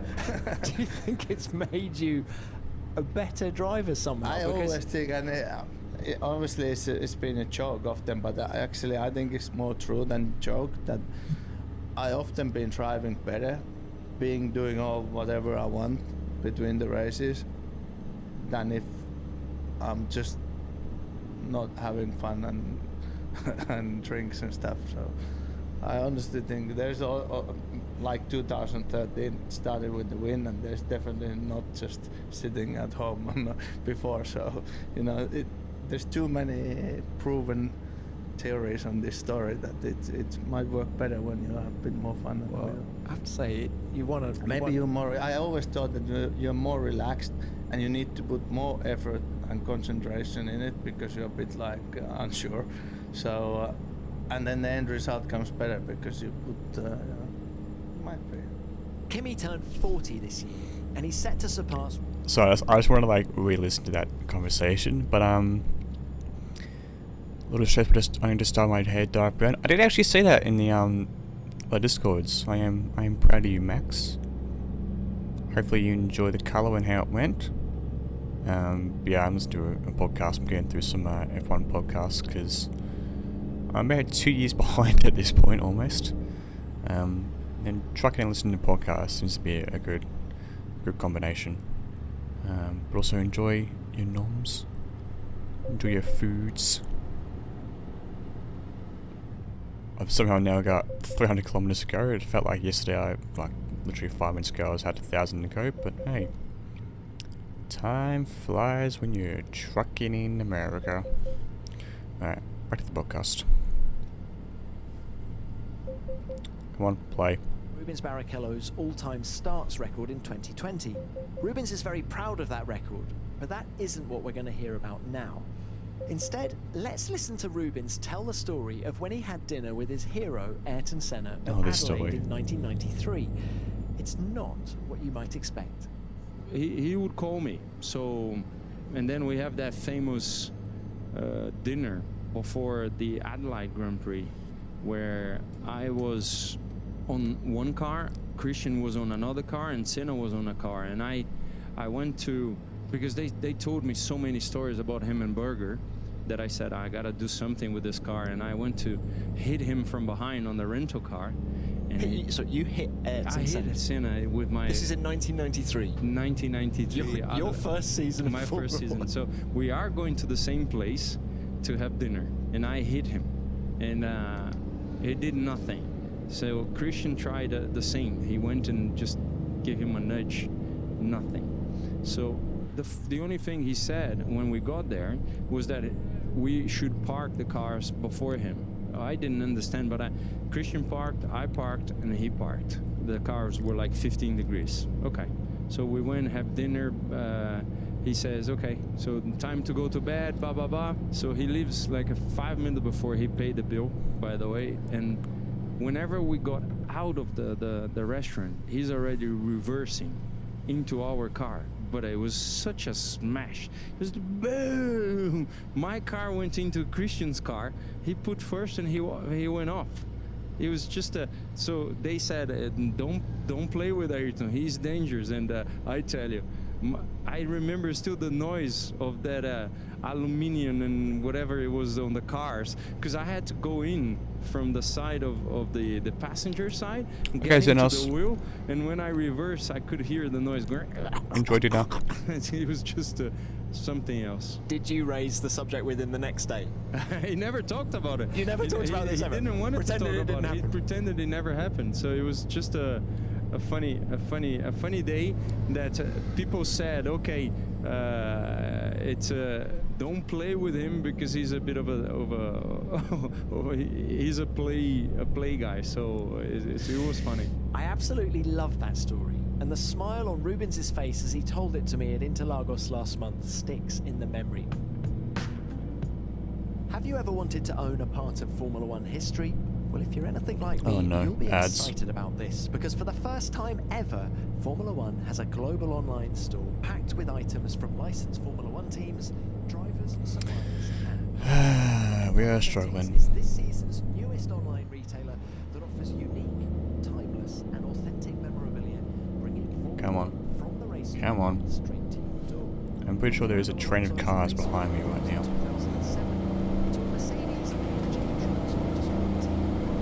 Oh yeah, there is. Every Formula One fan out there, yes, that's you, F1 fans. With F1 Authentics, you can guarantee origin certainty.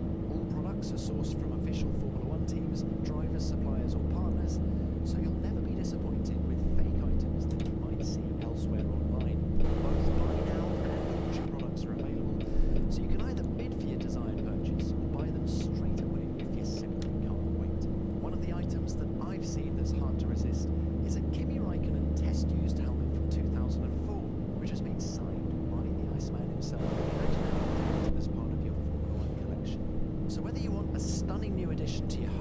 gift for that avid F1 fan in your life, make sure you don't miss out on products from the official store of Formula One memorabilia. Visit www.f1authentics.com and become the owner of a piece of Formula One racing history. Next up, let's turn to the man who was Senna's teammate at Adelaide in 1993, Mika Hakkinen. I visited Mika at his home in Monaco, and we talked for ages about his career and its highs and its lows. And it was the lowest of lows that he spoke about most powerfully, his accident at Adelaide in 1995 and what came afterwards. Well, of course it's a long time ago already, but I do remember that day and performances what we did. I do remember the accident itself, but the memory what I have is definitely when I was sitting in the car and not able to move. I realized that shit, I can't move my legs. I gotta get out of the car and well, that's it. I felt that that's it. I'm in the shit.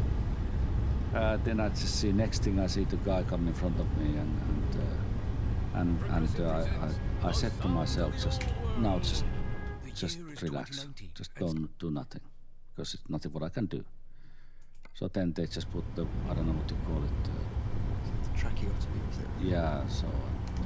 So you were conscious? Is that what you're saying? I was a little wild. I was a little wild until, of course, when they put the hole in you. But initially, so you remember that it was a left rear. Yeah. Let me still check my settings quickly. Yeah, exactly. So yeah.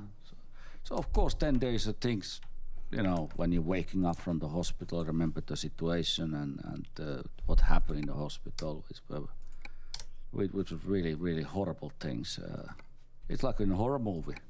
I tell you, everything just is grey and dark. So that's what was that all about at all time. Even I had good people around me. You know, it is such a horrible, grey, dark time in my life. I think when you do survive from that, you 105 k's downhill. Lego. Start walking on the street. You do thank the people who were supporting you and taking care of you that horrible time. But even then, you know, it's a horrible experience. How long did it take you to get over it? I don't think. Do you ever get over something like that? I don't think. You don't never get over it. In racing life, you know, you have to. I wanted to go back to racing after time, so you ignore it. You stop thinking about it. You just have to go for your racing performance. But you never get over it. You know, you can talk to anybody in this world and try to get over it, but you cannot escape what you're going through. You have to live with it. You have to work harder to be healthy and better person to cope this kind of shit what you're going through. You know, otherwise you go deeper. You know, the engine brake going. You start feeling pity for yourself. And I don't think that's gonna take you far in your life. So it is a big challenge to go through that. But like I said, there was great people to help you and yeah. Did you ever question whether you wanted to continue as a racing driver? Oh, definitely. I mean, definitely. In the first place, it was not even didn't come to my mind because it was not physically even not possible to do anything in life. You know, are you able to live normal life? You know, you never knew that. Then when you start getting a bit stronger, it was a moment when came the discussion that way. Hopefully soon I can fly back to Europe from Australia and to go to hospital in Europe. But first, before I can even fly, they had to put me in this pressurizing tank. I don't know what to call it in English. The kind of same pressure what you have in airplanes or in submarines. You know, I have to go to Navy. They put me in this tank just to see how the pressure would affect funny, you. Exactly. Funny intersection. You know, so how long were you in Adelaide after the accident? If I would say nearly 2 months, something like that. Right. Okay. So that includes Christmas then, I suppose. Were you there Christmas I 95? think after Christmas, before Christmas, I think I got it. Something like that. Did you come back with an Australian accent? You were there for so long. Oh my God, yeah. But it was, but hey, really, I mean, I had a really fantastic the healthcare in there, what they gave me. But then I came back to England. I was there in the hospital, in St Watkins Hospital in London also. Really difficult time, but thinking about racing, driving racing. I haven't lost. I was already 69 kg to go. 68 kilos when I was racing, so I lost a lot of weight. So I was such a skeleton, so skinny. At doctors, you know, when I was not able to walk, and you know, they even didn't allow me to do any exercise. So I thought, if I, you know, of course, if you want to go back to sport racing, you know, you cannot do any exercise. How are you going to manage to do that? So it was very difficult. Coming back to Monaco then finally from England, and to be at home in Monaco, I was sitting in the terrace and I was thinking the time will come when I will get the phone call that way if I want to continue. Horrible feeling. I mean, great feeling because the team, the management, nobody didn't pressurize me. Mika, give you answer today. No, they gave me time, the last minute to make my decision. You know, so it was a horrible time. So it was a gradual process, the return. It wasn't, you didn't like wake up one morning and go... No. I was getting stronger in, I would say, end of the 97, when I was started getting physically back to really shape. It took until the end of 97? Yeah. 2 years? Yeah, so it took a long time. How nervous were you before testing for the first time after the accident? It was at Paul Ricard, wasn't it? It was at Paul Ricard, but I knew the track is easy. I knew the track is easy to drive, and so I was. That was fun. I know I'm gonna go for it. Bit of honesty. I didn't have no fear. I didn't have no doubt if. I didn't think about if I lost my driving performance or talent or something. I didn't. No, I knew I was gonna go flat out. It was more about fear that what the mechanics gonna say, because I did look like a, you know, Adam's family, you know, a little bit like a monster, you know, the you know, because they shaved the hair from the. I mean, Adam's family. It's a movie, isn't it? Something like that, you know. So they had, you know, to shave the hair from other side, and of course the other side of the face because it was paralyzed, so it didn't work properly. So I didn't look too normal. Show me that sign, so going to the test, I was wondering what the mechanics gonna see. They have seen me for all my, you know, gradually my career, 93, 94, and then. So I wonder what they're gonna say when they're gonna see me. Because it was a serious moment. Imagine, you know, Christmas is getting, you know, no, it was in January, I think, yeah. So, you know, the mechanics thinking, what's gonna happen? You know, I was worried about when they're gonna see me. They're gonna get shocked. I mean, of course, they had a great sense of humor. You know, of course they have. They're good lads. They're good guys. But when I did arrive to Paddock and I walk in the garage, I was like, shit, you know, I should be, you know. Normally I come there with full confidence, full power, full energy. Smile on my face. Okay, guys, let's work hard. Let's gonna do well and let's find solutions for problems. Sure. But now this was the case when I have to come to the garage and I don't look so good. I don't look so well. So the mechanics they cannot just start screaming, yeah, great, you are back, fantastic. No. They saw that way this guy has gone through to hell. Even now, hearing it for the second time, that story has the hairs on my neck standing up. I miss the entrance. Incredibly powerful memories. Mika and I also spent quite a long time talking about Michael Schumacher, and it's on the topic of the 7-time world champion that former racer Derek Warwick had me laughing out loud when we spoke about the time he and Michael tripped over each other in a sports car race at the Nürburgring. Well, what happened, you see, is it was the first race back with Jaguar at Nürburgring. A lot of pressure. We were in a little XJR 14, teammate David Brabham. I went out to qualify the car, put it on pole. Schumacher went out with a Mercedes, beat me. I went back out, beat him again. He went back out, beat me. So I'm now back out for my last run on qualifying tyres. I see him coming, and I'm not sure whether he's on a quick lap or not. But I put myself in I took myself out of his way, but only half out of his way. He was on his second lap, so he wasn't on a quicker lap. He had already done his fast time. And as we came out of the last corner to the back straight, he just drove from one side of the circuit to me and hit the front tyre, took the front suspension off, and all the front bodywork. So completely deliberate? Completely deliberate. So I hobbled back to the pits on three wheels. And as I get in the pits, I am furious. A lot of the emotion from Paul coming out, first race back, qualifying, he took me off. I'm overreacting. I get out the car, my mechanics are running to me because I'm nowhere near the garage, but I'm at the Mercedes garage, and I know it's a Mercedes. I don't know it's Michael. So I jumping out of the car, while it's still doing 20, 30 mile an hour. My mechanics are stopping the car, and I pull my helmet off, throw it in the middle of the pit lane, run into the Mercedes garage, and Jean-Louis Schlecher was just taking his helmet off. So as he's taking his helmet off, I'm winding one up to give him one, and Jean-Louis says, no, Derek, no, Schumacher. And I look over the corner of the garage, and Schumacher's running out the back of the garage. So I set off after him. I've now got Mercedes mechanics, I've got Jaguar mechanics, I've got drivers, I've got all sorts of people, Jochen Mass, I've got everybody chasing. We go in one trailer, come out the other trailer, into the back of another trailer, go to the front where there's a little office or massage table, it was actually. He runs through it, and he tries to slam the door on me. I put my foot in it. I've now got him over the massage table, right?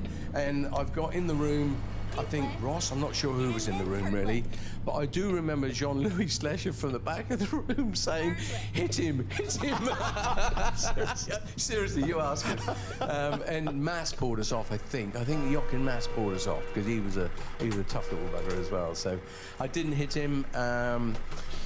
It went to the stewards, obviously, not from my action, but from Michael's action on the track.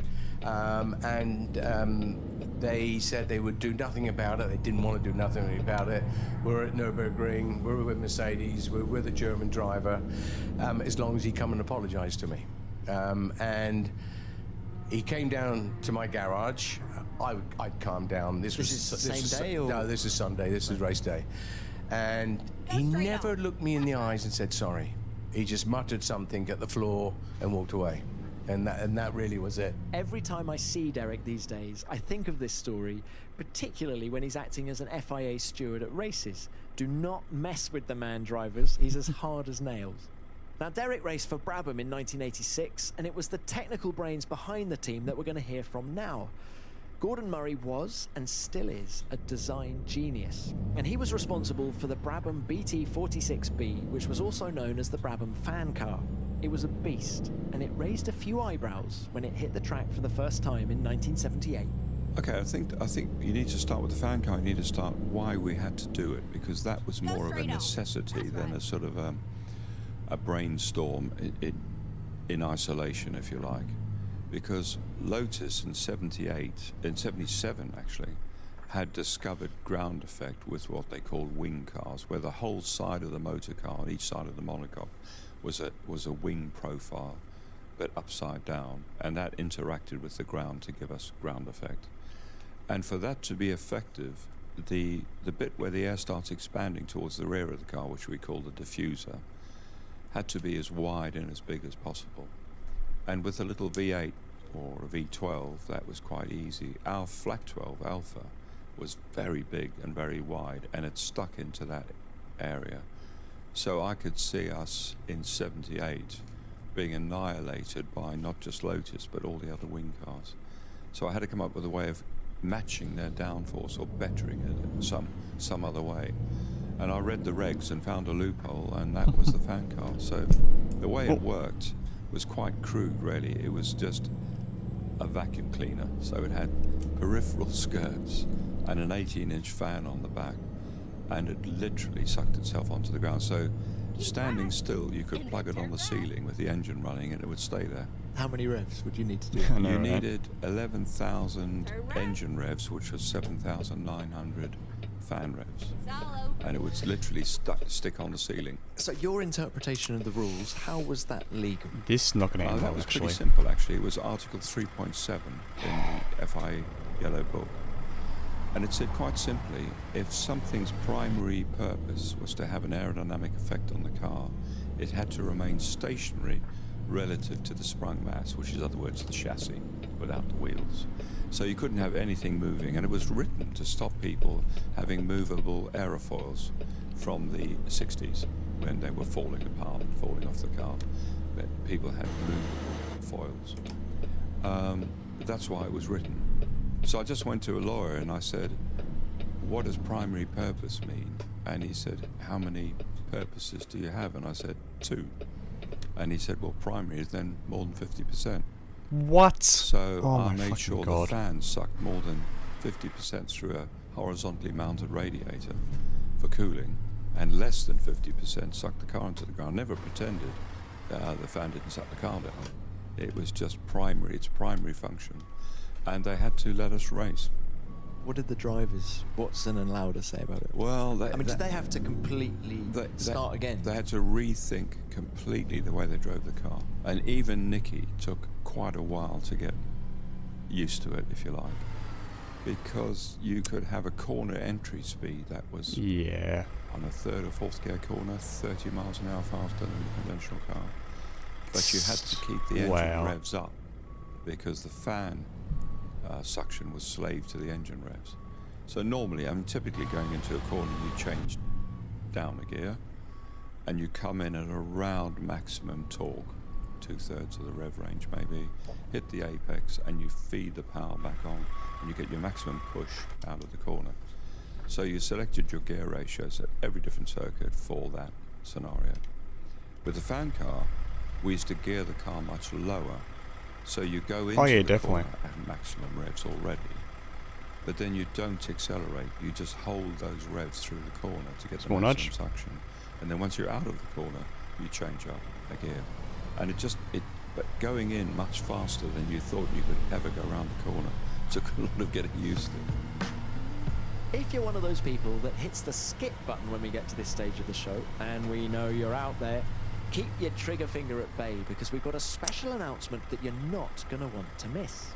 As a special treat for our loyal listeners this Christmas, we're giving you the chance to win a pair of Bose noise-cancelling headphones 700. That's right, we've got 2 pairs up for grabs, one in stylish black and one in futuristic silver, and you could be one of the lucky winners that gets the chance to enjoy Bose's world-renowned and adaptable noise-cancelling technology firsthand across their How that made that incredible corner, 20 I have zero hours of idea. battery life. So you can keep your heads up, your hands free, and your ears amazed with the new Bose noise-cancelling headphones 700. All you need to do is go to f1.com/Bose competition and answer this question. In the episode of Beyond the Grid with Alex Albon back in September, the Red Bull rookie revealed his childhood racing hero. But who was it? Was it A, Ayrton Senna, B, Michael Schumacher, or C, Mika Häkkinen? The competition is open from midnight on Wednesday the 18th of December 2019 and closes at midnight on the 8th of January 2020. If you're listening to this episode after the close date, I'm really sorry, but you're too late and any entry you make will not be counted. Entry to this competition is free and full. God damn it, UPS. f1.com/Bose competition. So for your chance to win a pair of these smart headphones, just answer this question. In the episode of Beyond the Grid with Alex Albon back in September, the Red Bull rookie revealed his childhood racing hero. But who was it? Was it Ayrton Senna, Michael Schumacher, or Mika Häkkinen? Wishing you very good luck. Those headphones are something else. The fan car only won one race, the Swedish Grand Prix in the hands of Niki Lauda. How come, I hear you say? Well, because Brabham boss Bernie Ecclestone withdrew the car after the race. Why? Well, why indeed? But the story highlighted what an extraordinary man and what an extraordinary career Bernie had. Not that he sees his achievements as the godfather of Formula One as anything special. So final question, what's your legacy? Don't have one. Really? You think you don't have a legacy? I would disappear and be forgotten within a few months like most people. Nobody remembers. Peanut butter or The not a world fan of moves peanut on. butter, but that sounds good, Maxi. New people, new things happen. And, I mean, the world is moving so quick now to what it used to, maybe 20 years ago even, that it's easy for people to sort of march on for new things, new ideas. I think he really means it too, and I guess it's that humble approach that kept him working so hard and for so long into his 80s, even when he had multiple millions in the bank. Now, a man who never drove for Bernie, but was a long-time rival, is Mario Andretti, the living legend that is Mario Andretti. He and I sat down at Indianapolis in May, and he had me hanging off his every word for more than an hour. He had endless stories, both of the good and the bad, and it's his memories of Monza 1978 that we're going to touch on now. He won the world title for Lotus at that race, but his teammate and friend, Ronnie Peterson, was tragically killed as well. It's hard to explain those things. Nah, you unfortunately know. not. It was such a waste. A waste because he should not have died. He should not have died of those injuries. I did go over there when the accident happened. I ran over there. Colin said, don't go, but, and I think, you know, he would have been, actually, his legs were really in bad condition, but I kept saying, I said, okay, he's going to be limping for a while, but he's going to limp. Was he conscious at that point? No, I think he was somewhat delirious, you know, he was in shock for sure, because, you know, I tried to talk to him Oh my god. and so forth. Just just look at all this carnage. Just look at it.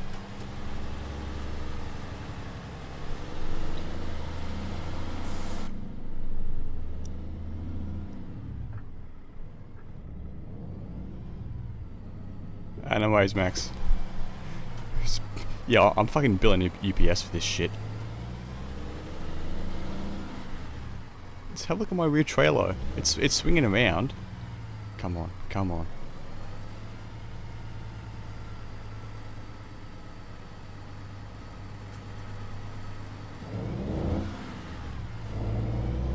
Get there, get there, get there. Yes! Oh my god. Oh my god.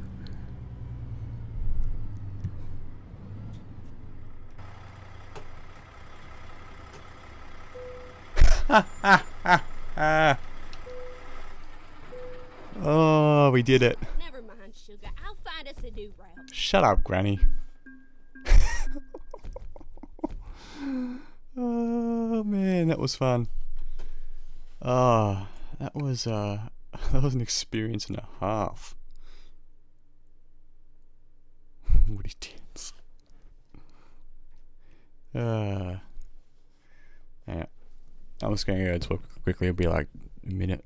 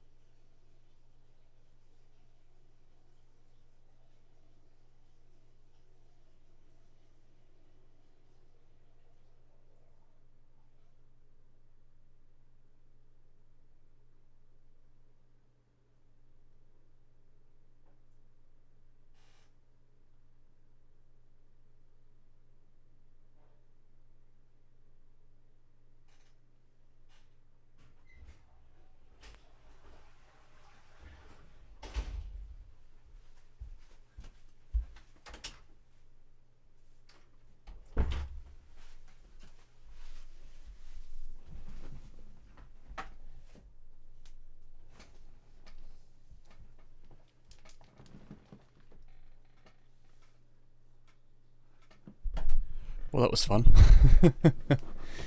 That was an experience and a half, I tell you. Like, without a doubt, it's an experience and a half of doing that.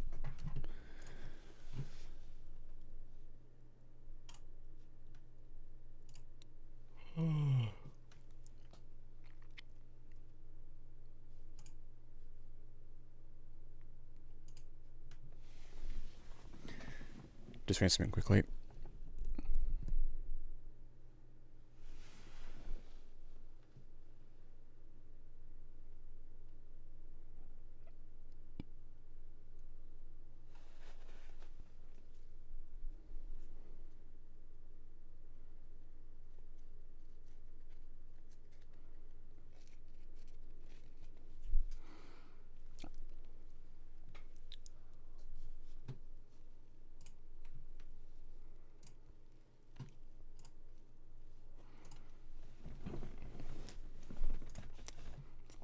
Just reading some things.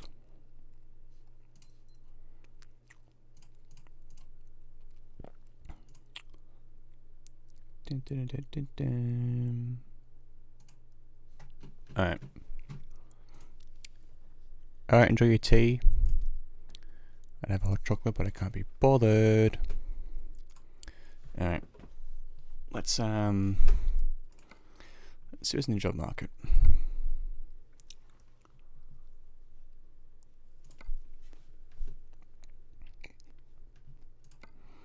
Oh no. Alright.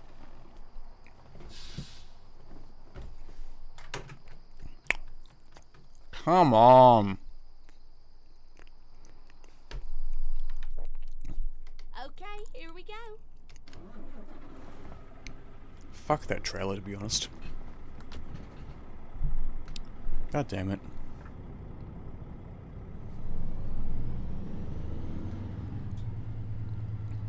I'm gonna get to it as close as I can. Like, that close.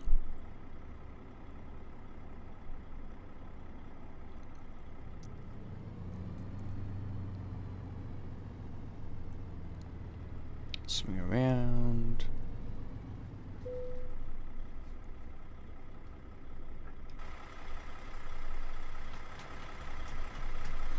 Alright, now comes the fun part.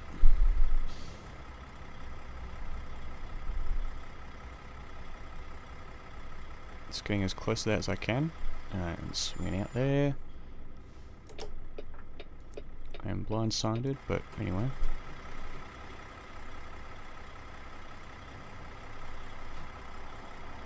Gotta keep it as straight as possible.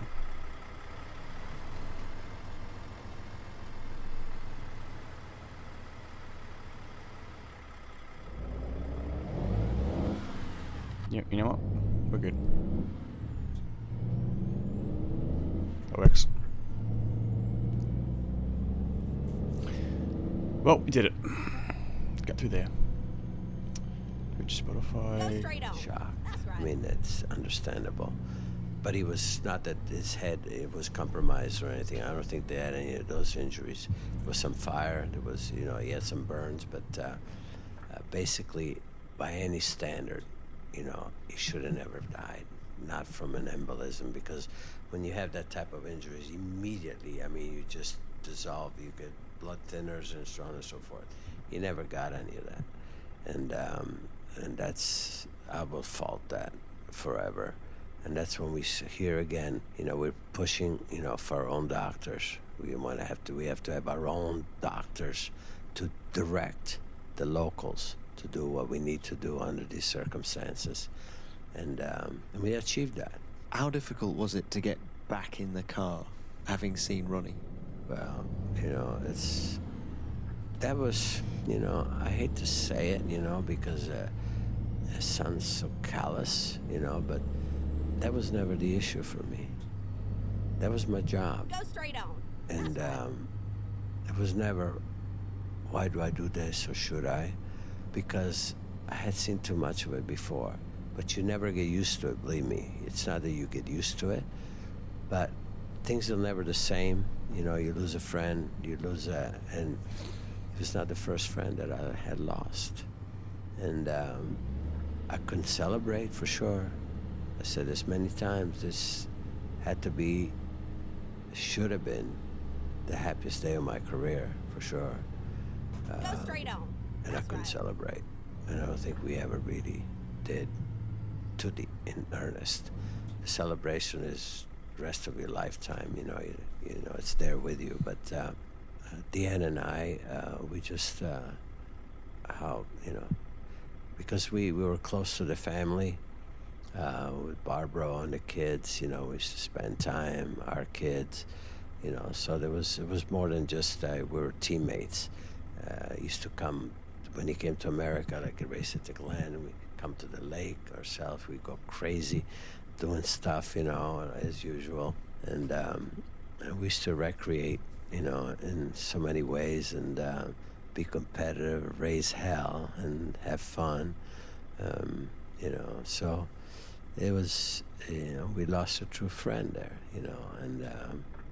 and again, it was just another one of those sad situations. Mario's ability to move on from such tragic circumstances was a reminder that racing drivers were, and remain, a bit different to the rest of us. And this was a topic that James Allison, the tech boss of Mercedes, talked about so eloquently in his podcast, specifically when talking about the time he first met Lewis Hamilton. My introduction to Lewis was unusual, to say the least, and but it was revealing about him in a way that has had an important bearing on his and my relationship since. So my first encounter with him as an employee of Mercedes was in the first winter test of 2017, and we'd been introduced in the morning, shaken hands, and made the sort of looking forward to working with you type noises, and then he'd gone off to do his thing, I'd gone off to do mine, and we didn't bump into each other until mid-morning of that day, where he had clambered out the car because we were doing something to it, and I was stood in the garage looking at some telemetry, and he walked over to me, I think just to be friendly. The run before, he'd been going around the track, and he'd had quite a big moment in turn 4 where back had come loose, and he'd kept his foot down and caught it and carried on. And he came up to me and said, "Hey, do you see that moment in turn 4?"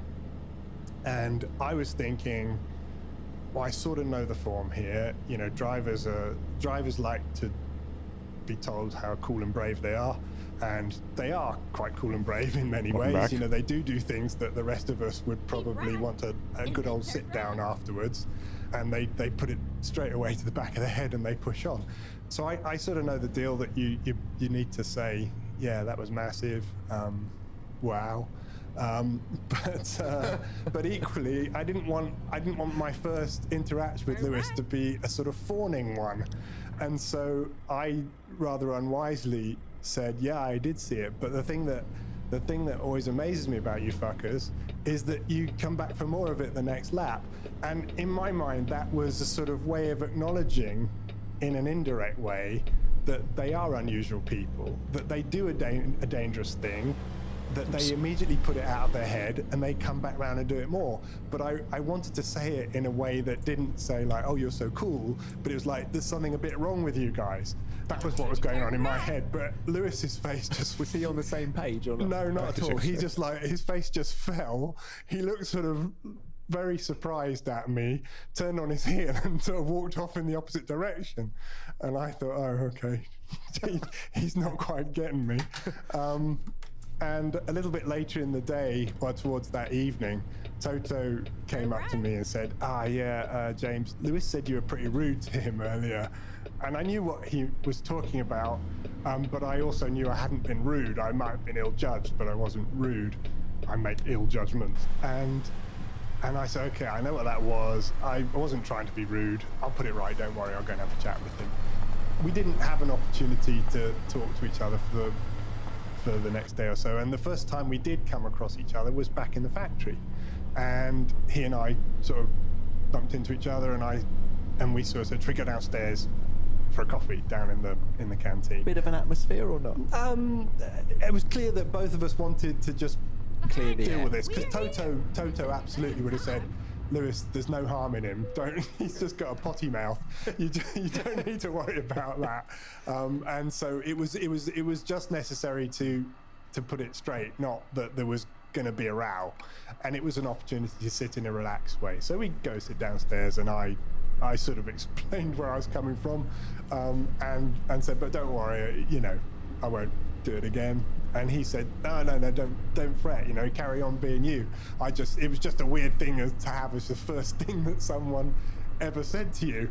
And I thought, yeah, it probably was. But what then surprised me, and this is really the part of the story that is much, you know, is properly revealing of Lewis, is that he said to me, look, I haven't had a chance to say until now, but I just want to say how sorry I was about your wife, who had sadly died 6 or 8 months earlier.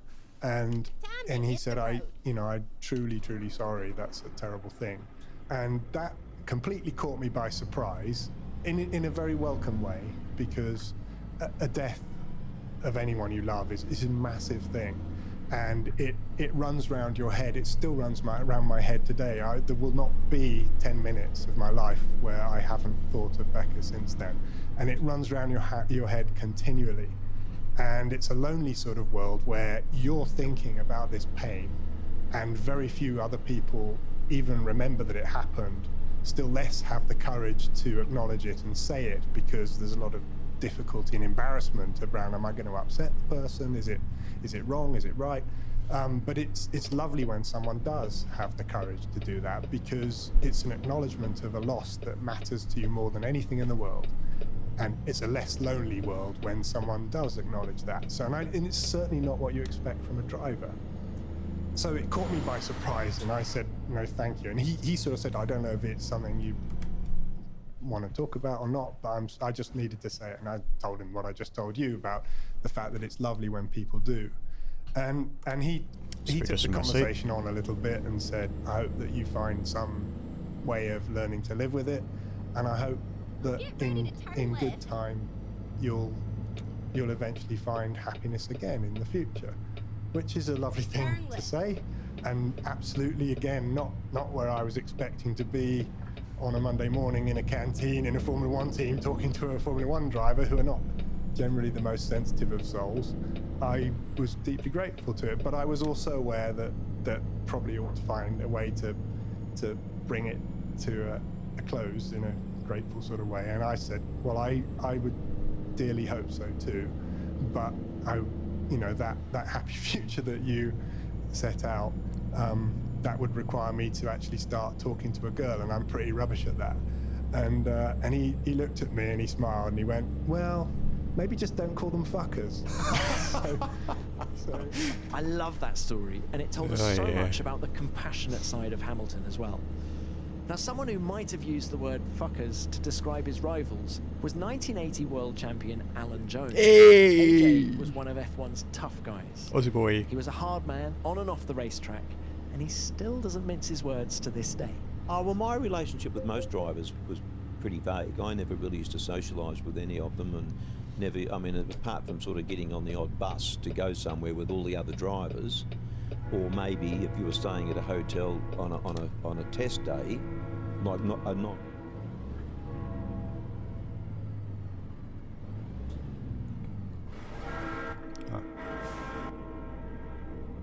It's going that way. Keep left, and then turn left.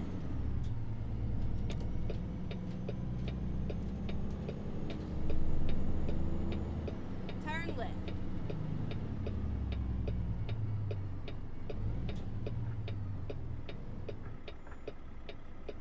Oh well. Racing weekend, Missed train. where you might bump into them at breakfast or something. Would you sit with them? No, preferably not. I just wanted to do my own thing. You know, I didn't want to let my guard down in any way. And I used to. Do you regret that in hindsight? No, not at all. I'd have breakfast with Jody. I got on okay with Jody. Ronnie was a lovely bloke. I got on all right with him. But the rest of them, really, I couldn't give two shits about, to be honest with you. Because they were enemies, effectively. Well, they were just things that had to be passed, and that was it. Things. Yeah. And I just took the personality out of it completely. I didn't say, oh, here comes such and such, I've got to get past him. It was just a thing that was on the circuit that had to be passed at all costs. AJ and I caught up in Melbourne at the season-opening Australian Grand Prix, and his Aussieisms had me in stitches from start to finish. As did Daniel Ricciardo, in fact, especially when talking about his relationship with his 3-year-old nephew. Oh, this one. They're cute, and I love them. And what have you taught? You've taught the 3-year-old to say something, haven't you? I've taught him some bad words, but like I'm saying a year ago, and he still says it. And every time he sees me, because he knows it's bad now, he won't even say like, "Hey, Uncle Daniel." Like he'll say what he says, and it's bad. I hope he stops. But it's funny. I can't help but laugh, so he keeps doing it. Are you going to share with the listeners what you've taught your 3-year-old niece or nephew? The nephew. He's the older one, Isaac. So I don't even know how it started. So I think I was home last year for Christmas, and look, I might have had like $20 on the table or something like that. There was some cash around, and he picked it up and he's like, "Oh, my cash." And I was like, "No, it's mine." He goes, "My cash." And I was like, "Do you know what that's called? That's called cash money." And I was just trying to like teach him, just being an idiot, like cash money. And he's like, "Cash money." And then I was like, "Say cash money, bitches." So he said cash money, bitches. And now all he says is cash money, bitches. I'm like, oh no. But because you can't not laugh. So he sees you laugh, he gets a reaction, and he says it more. So. And what does Sister Michelle make of all this? I mean, at first, it was fun and games, but now it's like he's gonna go to school soon. We're gonna stop him saying this. So it's funny. It's funny, but he's me. Like so many things I see already, and he's cheeky, but he loves cars, loves bikes. He's going to be trouble. Like, he's legit going to be trouble. What a joy it is to talk to that man. He must be such a cool uncle, and he seems to get more colourful and more outrageous with age, and we love him for it. Talking of age, let's hear now from Tony Brooks. He's the second oldest living Formula One race winner who did battle and often beat the greats of the 1950s like Juan Manuel Fangio and Stirling Moss. The respect between the drivers during such a dangerous era was palpable, but it was clear to Tony who the benchmark was. There's two names I wanted to ask you about. You've mentioned Stirling Moss on several occasions. Yes. Just how good was Moss? Oh, well, extremely good. Extremely good. And no question about it. I mean, he was the second best to Fangio, in my opinion. I don't have any doubt about that. And Hawthorne and Collins were very good, and a lot of other very, very good drivers. But getting close to his ballards there. Stirling just had that little extra amount of aggression, I think, and his experience enables him to do very well. But I mean, talk about the World Championship. I mean, he was second, I think, for 4 years, was it? In the 50s, and never managed to get up to the Euro. So if I ever get fed up about winning the World Championships, I think, well, no, nor did Moss. In fact, I think I see Sally made the comment one time, it was almost an accolade not to have won the World Championship. And of course, a man who won it many times, 5 times, was Fangio. Yes. So you think he was the best driver you ever raced? Yes. Best driver you ever raced? I ever raced against, you mean? Yeah. Oh, yes, no Fangio. question about that. Yeah, but the thing is, he did it in 4 different cars. Yes, 3 different cars. He won the championship 5 times, wasn't it? Losing track of time. Yeah, 5 times, wasn't it? Yeah. Yep. Yeah, so he won it in 4 different cars. So, I mean, that says a lot. I mean, some of these people who sort of were in a Mercedes or these other teams, it's the same car with a superior thing, it doesn't really, but to win it 5 times in 3 different cars, that's saying something. Great versatility, but what stood him apart? What made him so good? I think just an extra amount of natural ability that I think Stirling had to try harder to produce the same sort of performance as Fangio at any particular level. I mean, I can't prove this, just my opinion. But he just had that extra bit of natural ability, perhaps the extra sensitivity in his terrier, in his hands, and certainly, obviously, he's got everything upstairs. working very well. But I think just that God gave him just We're just putting the throttle here. Extra touch of Extra natural momentum. And what was your personal relationship like with Fangio? Oh, fine. Yes, no, we spoke. We spoke to. In fact, we were invited out to Argentina. I think after we retired, and had a very nice few weeks there with him. And yes, I spoke to him in Italian.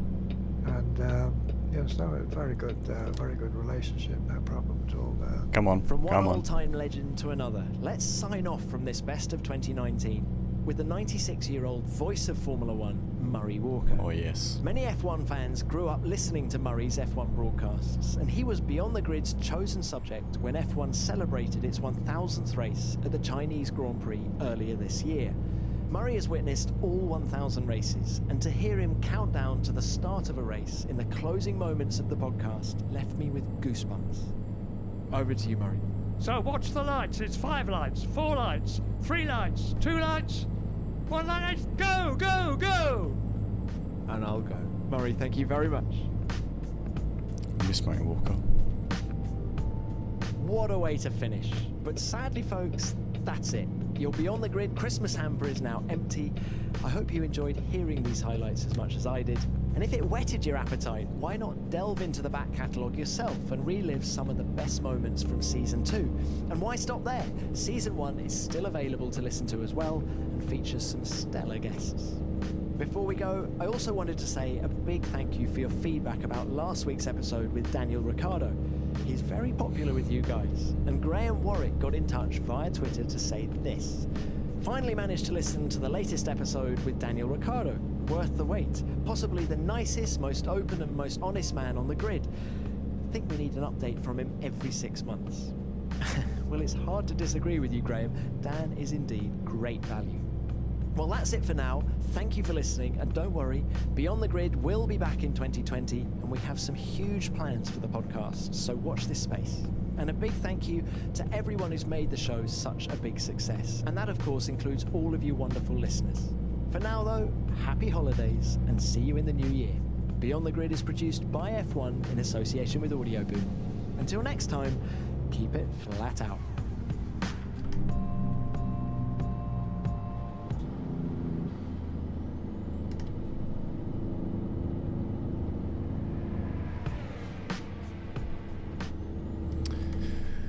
Time and Change podcast over. What do we have? Esports or Lando Norris? Big questions, big questions, big questions.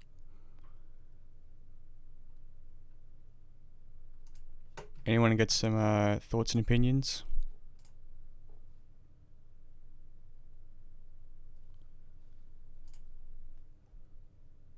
Welcome back. Just reading some notifications.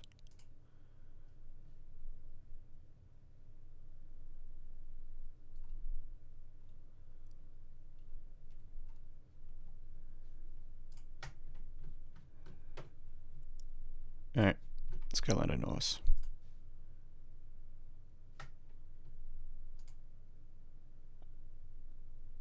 Hello everyone, this is Lando Norris, and we're on Beyond the Grid. Reset wheel. Hi everyone, we're back. Yes, welcome to Season 3 of Beyond the Grid. My name's Tom Clarkson, and it's great to have you with us for another year of revealing conversations with the biggest names in racing. We've got some great guests coming up with some truly great stories to tell, and my first guest is absolutely no exception. He's a driver who's only entering his second season of Formula One, yet he's already one of the sport's most popular drivers. He's developed a cult following with fans on social media, his quirky quit-wit proving to be a hit with all ages. And that's to say nothing of his speed in a racing car. Only a year ago, he was making his Formula One debut in Melbourne, aged just 19. He acquitted himself well, getting into Q3 at Albert Park. Why are my pedals not working?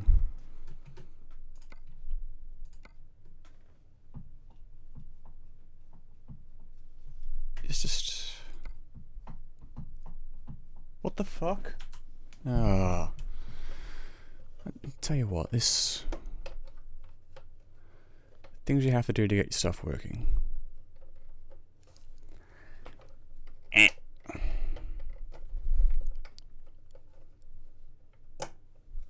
Alright. Are you going to detect... You're not going to detect the bricks? Lovely. Alright. Restart the game. Restart. Actually, I don't have to restart. Where's Fansite real property page, properties. No detection from that as well.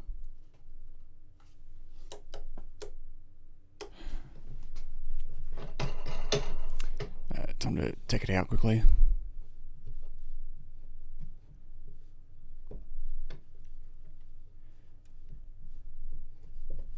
As soon as I exit the goddamn fucking app, it's like, oh yeah, let's just disconnect everything and just not make stuff work. No other game does this, by the way.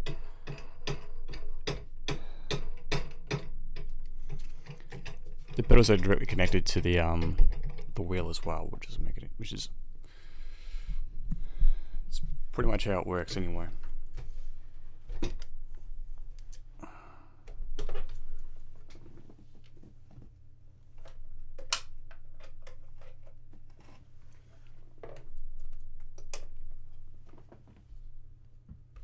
There we go.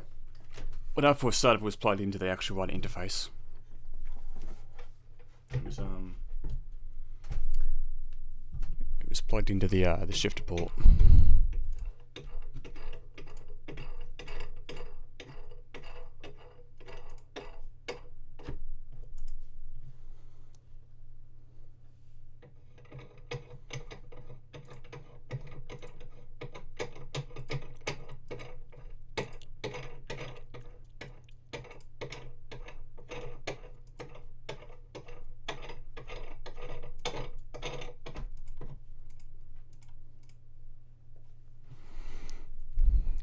Brake works, clutch works, throttle works, cool.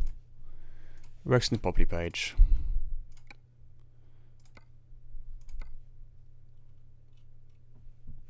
Accelerator works, brake works, awesome, we're back. It's now sorted. Alright, back on the podcast. And he went on to establish himself as quick and consistent, playing an integral part in securing McLaren's 4th place in the Constructors' Championship. His reward was a second season with the team in 2020, in which he'll seek to become part of the F1 establishment. I'm talking, of course, about Lando Norris. Lando and I caught up on the final day of pre-season testing in Barcelona. He was in typically relaxed and amusing form. In fact, in 20 plus years in Formula One, I don't think I've had a conversation with a driver similar to this one. Yes, we spoke about how his McLaren is shaping up for 2020, but we delved into so many other areas as well, including his love of gaming, his unusual upbringing, his relationships with other drivers, and his rather extreme approach to cleaning the house. I kid you not. I hope you enjoy it. Lando, welcome to the show. Thank you very much. Lovely to have you on. The new season's just around the corner.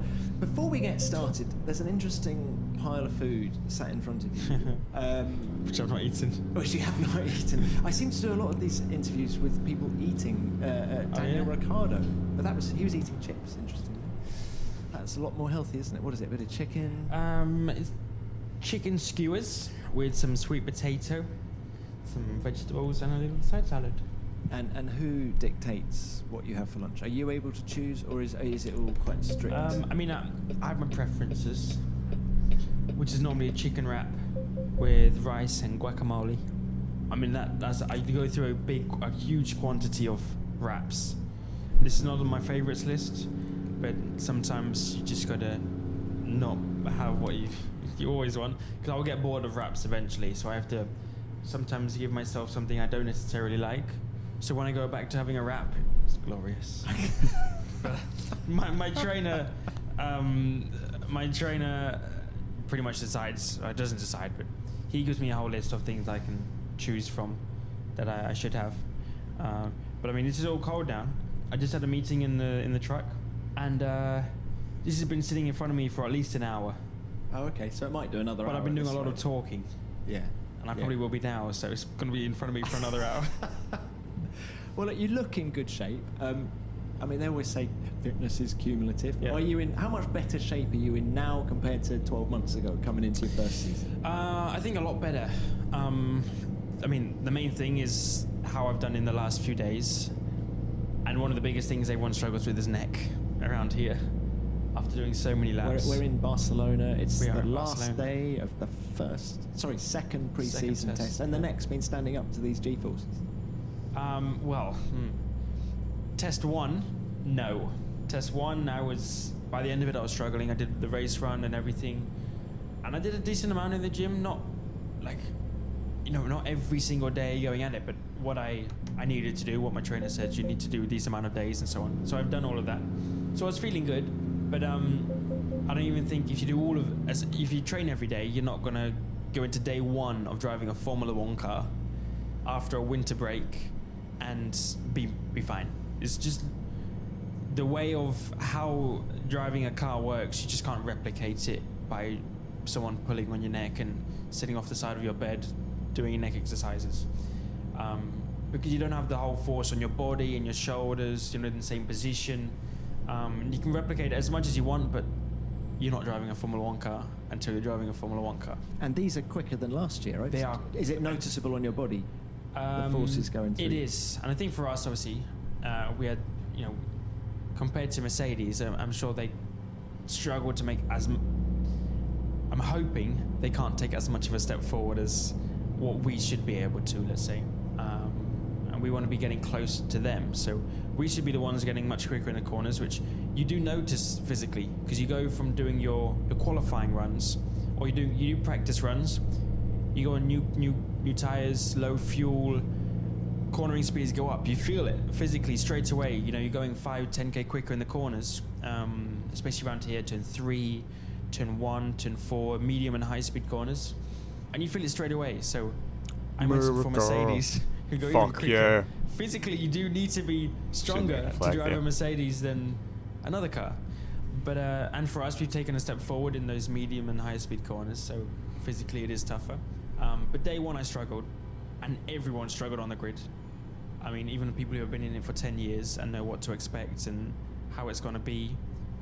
Vettel, Lewis, Max, Ricciardo. You see all of them after lunchtime, their necks are, they're saying hello to the headrests very often. And so was mine, being honest, so was mine. But this week I'm much better. Fair enough. After recovering Probably and helps. getting the first week out of the way, the first few days, letting your body recover after getting used to how everything works again. I did my race run, I did all the quali runs, and I was good. I didn't touch the headrest once, which I'm kind of proud of. Yay! Because I'm not the biggest. I'm not the biggest guy. I'm not the strongest. I know that. And you see all the other drivers who say they're in the gym every day and they're the fittest they've ever been, and they're leaning their necks on every single corner. So look, that's the physical differences, right? Yes. Between last year and this year. But as you come into year 2, how does it feel mentally in terms of, the score, the media now, you know how it works, you know how to get the best out of the team. And with that, is there more pressure to perform? There's a different pressure. There's less pressure altogether. Less pressure that I put on myself. I think last year I put a lot of pressure on myself. Because I didn't know how I was going to do. I did well in some testing and everything, but that's not the actual race weekend. But that must have lessened after Melbourne. You had that straight away after Melbourne. Q3 it went down. in Melbourne. Yeah. $5,000 Then did rainstorms Bahrain, paid. had a much Even better better. race. Yeah. Then I had in Australia, even better. So I had a very good first 2 races to give myself a lot of confidence, which I think helped massively. But I put a lot Now of I'm pressure just on repaying myself. a loan. I know I what to expect. took it out. Now I know what to expect. I don't need to put that pressure on myself. I didn't need to put it on before, but I was putting it on myself. So now I feel much better for my own well-being, but then at the same time, there's always pressure from just being a Formula 1 driver. You kind of have to be on working for form McLaren the whole time, don't you? Yes. You can't have a bad day. No. Is that true? I mean, you obviously can, but you have to mask a bad day very well. Yeah, you need to come up with the excuse book for. Yeah, but you know, I just feel like we didn't start the weekend off right, and that led to not working on the setup as well as we should have done. Is that exhausting though? That feeling of you get on the plane to go to a race, and you know that from the moment you arrive to the moment you leave on Sunday night, people are looking at you, people are listening to every word you say, people are judging every sector you do on a racetrack. No, I think that is there, but we're still humans. We make mistakes sometimes. It's expected. Of course, being last year in my first year, it was expected more so. So you have a bit more leeway to make those mistakes, and if it does happen, don't worry, don't do it again. But I'm more confident in myself, and I know I will do a better job.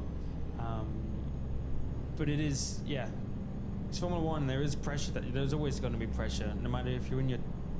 I'm sure for Lewis, there's Over still the limit, you're a bloody pressure. idiot. There's still some expectation There's an advertisement for him here to in do the, well and so on. Australia a few years ago.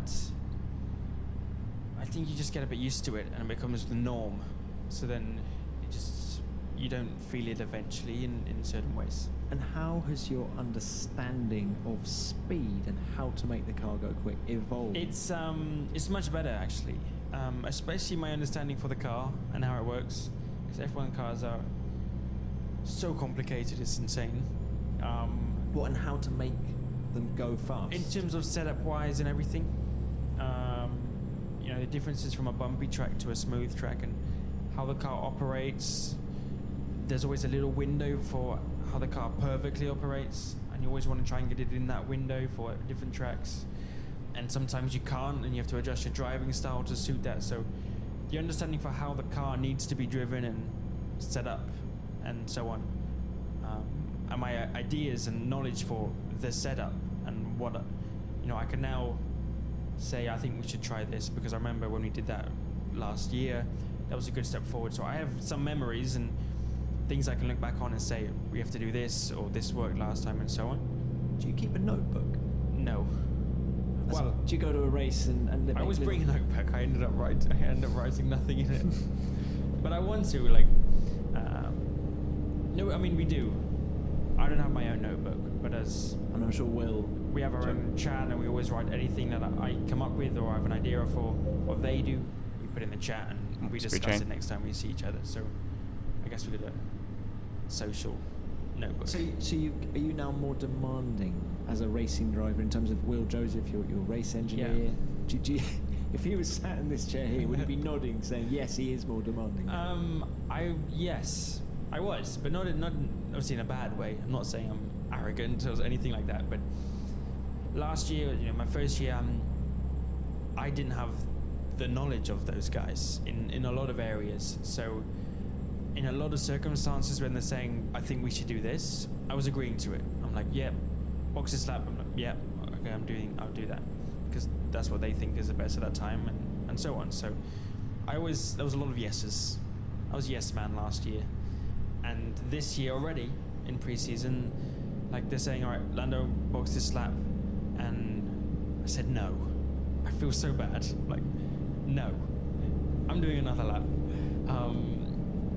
And I say, no, I didn't feel like I got it right. I need a bit more of a feeling for the setup, or I just want to get turn one right before we go into the qualifying run, or I want to try this or something. So for my own good and for the good for everyone, actually, it's I'm a bit more demanding of what I want to do and want to achieve, and it's not just for my own benefit, but I'll do a better job because of it, and then I'll give better feedback on the car because of it, and so on. So yeah, I'm at the point now, and after doing the season, where they also trust me when I say it. It's not like I always get it wrong, and I'm saying yes because I'm arrogant, but I'm saying yes because it's the best thing for me. So is it fair to say, from a setup point of view, you maybe followed Carlos Sainz, teammate Carlos Sainz, a bit last year, and we're going to see you maybe do your own thing a bit more in 2020? Not completely.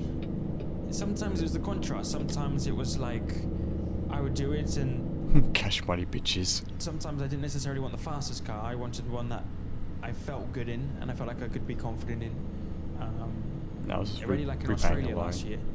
My first time, Carlos was going with a bit more aggressive, one he felt maybe not so confident with. Maybe he felt confident, but compared to me, I'm like a bit stiff. I don't want that. I want the confidence on the brakes. I want to be able to push the braking.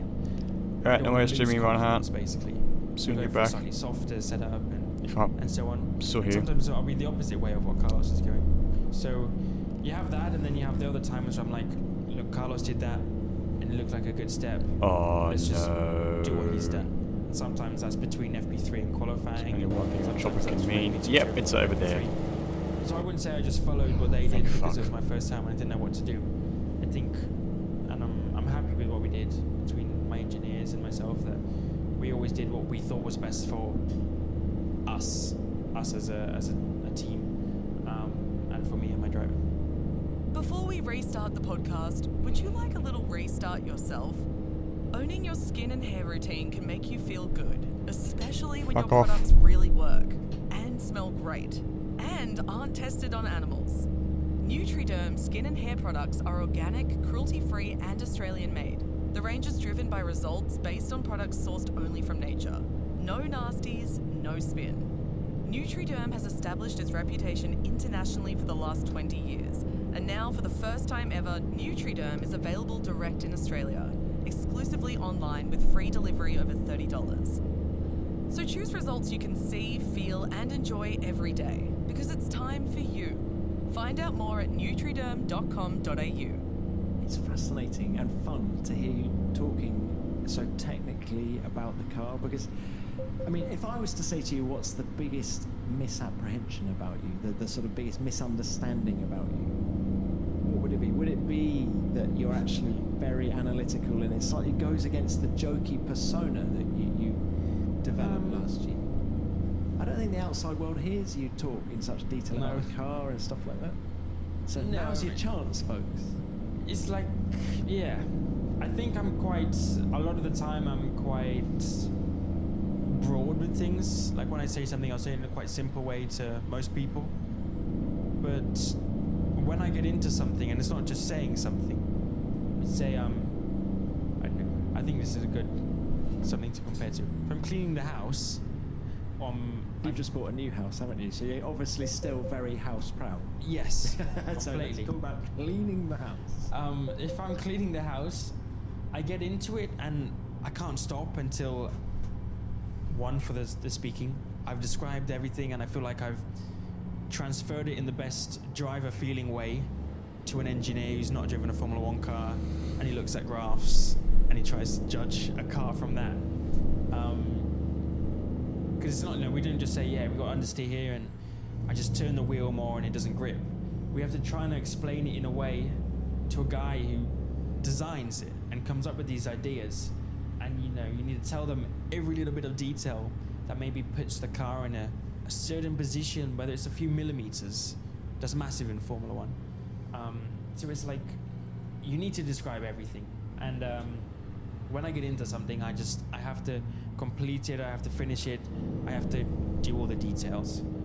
So when I'm cleaning the house, I can't just start it. But once I've started, I will spend all night until 3 in the morning or something, probably because I've started at like 12 o'clock and I just had a stupid idea to go, I'm gonna start cleaning up.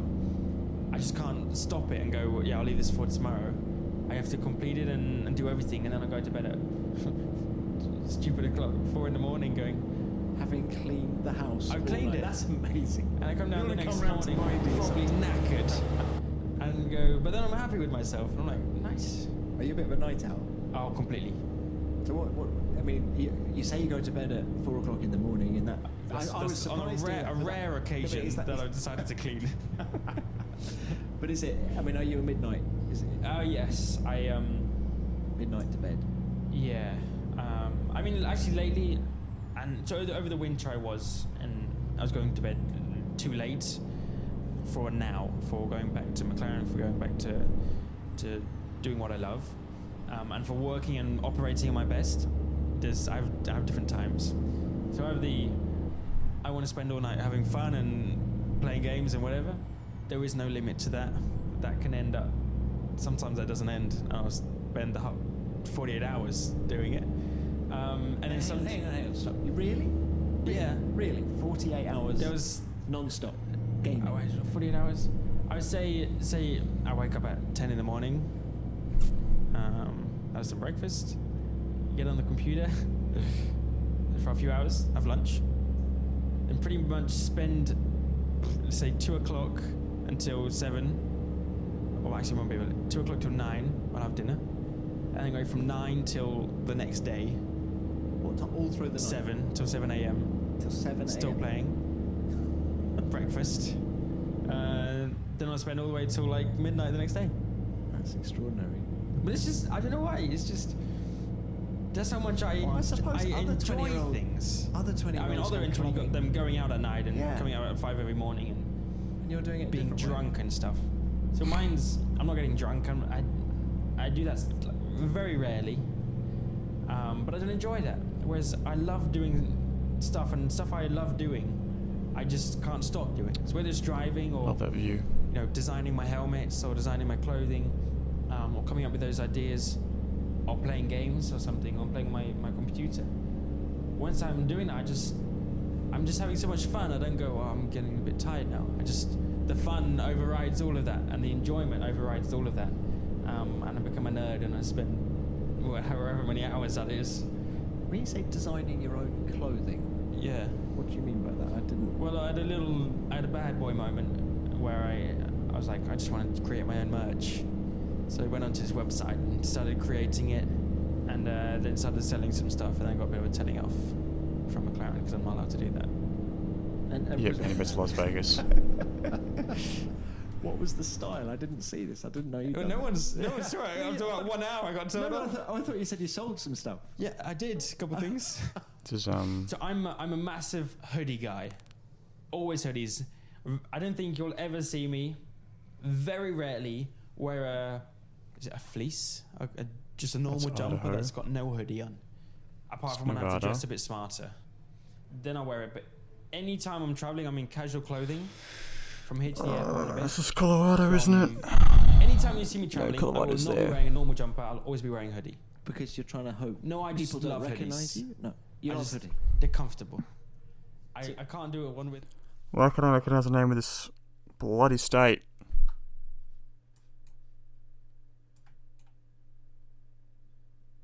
Because that's Nevada, that's Arizona there.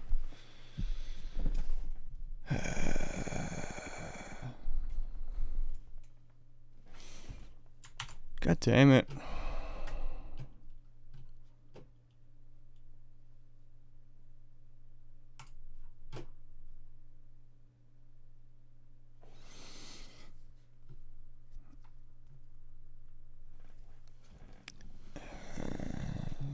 Oregon's up north. Oh, it's Utah. It's bloody Utah.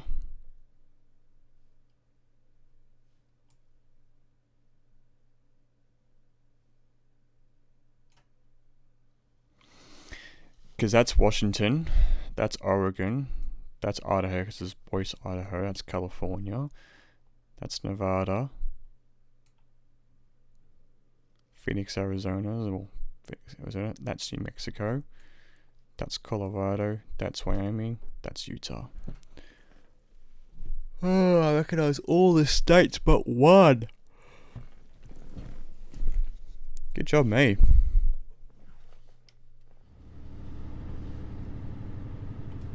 I don't know, I feel really cold then. My neck feels really cold. Oh, is this the hoodie's not up the whole time? Some of the time. Half the time. Incognito. Yeah, no. with my headphones over the top. I still can't work out if I put my headphones under the hoodie or my headphones over the hoodie. Or I just get in-ear Bluetooth headphones. I've not worked that one out yet. But, yeah, no, I'm not good at Photoshop. I'm not good at those kind of things, but I still can create little logos. I mean, I use my logo and I cut it up into a few bits and then kind of put it back together and it looks a bit jagged and so on. And, I don't know, it just looks cool and it's a bit of a style and stuff.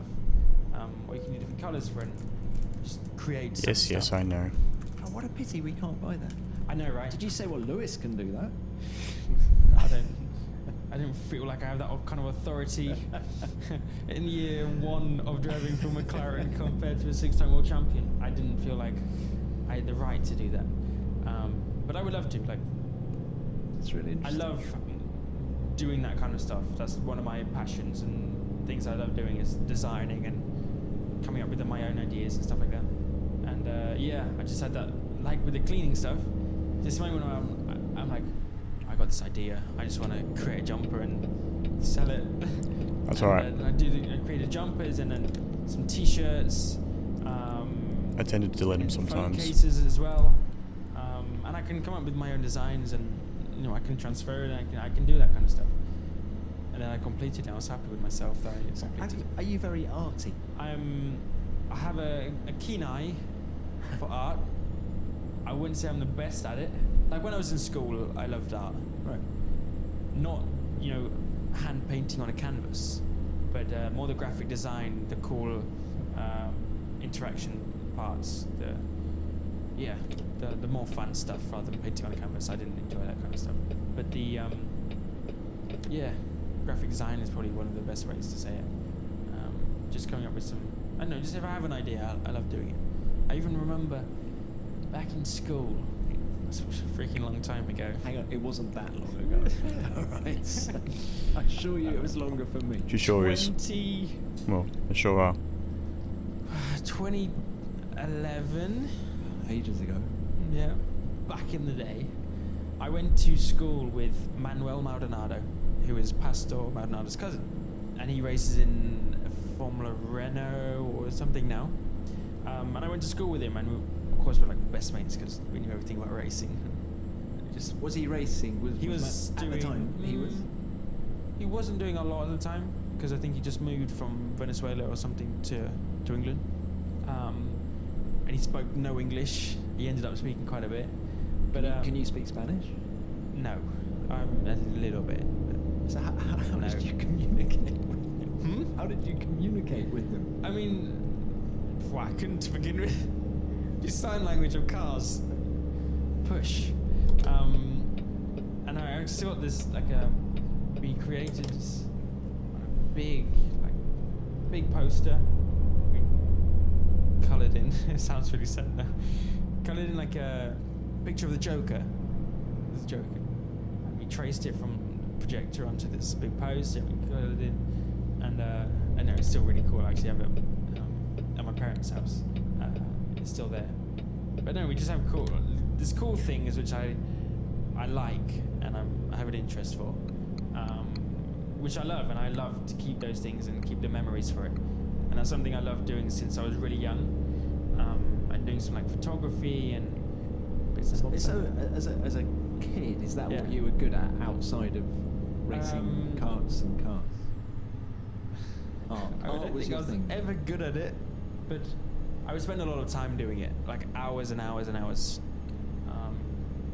colouring in, coming up with helmet designs, not even my own, but just making an idea, or having an idea and coming up with it and stuff. And I spent hours doing that, and I did a lot in school and come up with the drawings and find the bottle and try and draw the bottle, but I was not very good at that. So I stopped that and I found more of the graphic design and coming up with the helmet designs, my suit design, boots. Straight across. That's when it felt more like what I would create. I'd be wearing, and Just it keep felt the more momentum part of me going. rather than drawing a picture of a bottle or something. I mean, you say when you were at school. I mean, as a guy who did a lot of karting. Yeah. How often were you actually at school, and how much of it was homeschooling in the way that Lewis Hamilton was, and so many of the karters are? So I did 1 year of homeschooling in my final year, which was my years of GCSEs. Before that, we I hung on as much as I could with being at school and catching up on lost time and so on. But karting then was driving and testing Wednesday, Thursday, racing Friday, Saturday, Sunday. Most weeks, or majority of weeks. So I'd say at least 2 every month. Maybe probably 2, 3 every England, month. or were you no, this is abroad, international. mainly Italy, Spain, UK, and that's a lot of time. Wednesday, so I travel Tuesday evening or Tuesday lunchtime. Would have to leave sometimes. So you did 1.5 days a week. It was awful. I don't know why would anyone come up with the idea of Wednesday, Thursday, Friday, Saturday, Sunday weeks of karting. And this was when I was 12, 13. But it was, kids who are doing that at already like 9, 10 years old. So I think it was a bad thought process, whoever came up with that, and I think now they've changed it, so it's a lot of the time Friday, Saturday, Sunday, or Thursday, Friday, Saturday, Sunday. Did you feel you were missing out? Or were you just loving the karting so much? No, I mean, I wouldn't change it for anything. Of course, I missed out on things. And I missed out on a lot of normal people things and stuff you grow up doing with your friends at school. I've not really kept in contact with any of my friends in school, which is sad. It is kind of a sad thing to think about. But yeah, I do feel like I missed out on certain things. But at the same time, I wouldn't want to change it. Just need to check when to refuel next. What's it like being on the road in Italy, age 12, 13, Yeah. being homeschooled? So what, you had a teacher come with you in the, truck? Or? No, so I was homeschooled in GCSE time, so 20... Oh, sorry, you said that, yeah. I don't know what year that would have been. 2014, 2013. What year? I don't know what year. But what's it like to GCSEs be on the road the whole time as a 12, 13, 14-year-old? I mean, I was loving it because I was missing school. It was great. It was tough. It's not all. It wasn't all. Who was in the entourage? Who came with you? Did mum, dad come with you? No, Did any of your never my mum siblings? really, but always my dad and my brother. Like my brother did karting all the way till we started together and did karting until 2014. Yeah, I made the transition from I did Ginetta and the World Championships before F4 in 2015. So, Ollie, is he the reason you got into cars and karts? No, it's the opposite. Because he's the reason. There's no racing history in your No. family, is that right? So, yeah. So, how did it all happen? So I watched it on TV. Ready to turn Sometimes I watched MotoGP. God damn it. It's the story. I should tell a lot. I watched MotoGP before I watched F1 or F2 or anything like The that. Diamond Junctions. Hence Rossi, and he was the first kind of cool character, which, being 4 or 5 years old, I just loved. It was so cool, and the colours and everything. Yeah, and he's the guy since that age that I've always looked up to. And sorry to interrupt the train of thought, but when you met Rossi, Valentino Rossi, Yeah. we're talking about, you went to Silverstone last year, Yes. didn't you, to the MotoGP race? What was it like? So he is your hero. If I was to say to you, who is your hero, would you say Valentino? Yes. Rossi? Right. What was it like to meet him, and what did you say? What was it like to meet him? Well, it was weird because I'm at the point where I'm old enough now and like mature enough that is you act differently around your heroes than you would have done if I met him when I was 10. I would have been a massive fanboy and just couldn't stop screaming. Whereas now I'm at the point. I think I was 19 then, and you act more normal. And you don't get overexcited and stuff. But well, I want to say I don't know what I would have done if I didn't watch it, but it inspired me to do a lot of the things that I've done and to start motor racing. And Did you tell him that? No. What was the first thing I said? How's it going? So boring. Yeah, it was one of the first things was so how's this going? Because it was in the middle of the race weekend. It was Saturday. No, it was Sunday morning. They just It's had an a warm-up. old lady. And how was it going? And we decided that hopefully in the near future we can do a race together. He does a bit of car racing. He did Dubai 12 hours, is it? End of last year. So he does a few car races. He was quick at Valencia in the Ferrari back in 2006. Back when he was testing. He tested alongside Michael Schumacher Yeah. and did a proper job. Really good job. Okay, so look, he's the reason you got into motorsport. To So a get lot no of hair people with stop might sign. then say, why are we not having this conversation in a MotoGP panel? Yeah. Why the car racing and not the bike racing? Well, so I started on bikes, and I had a little motocross Yamaha when I was much younger. Still got it now, actually. Can't start it for some reason. And I started to do that, and I loved it. I would spend as much time doing that as I could.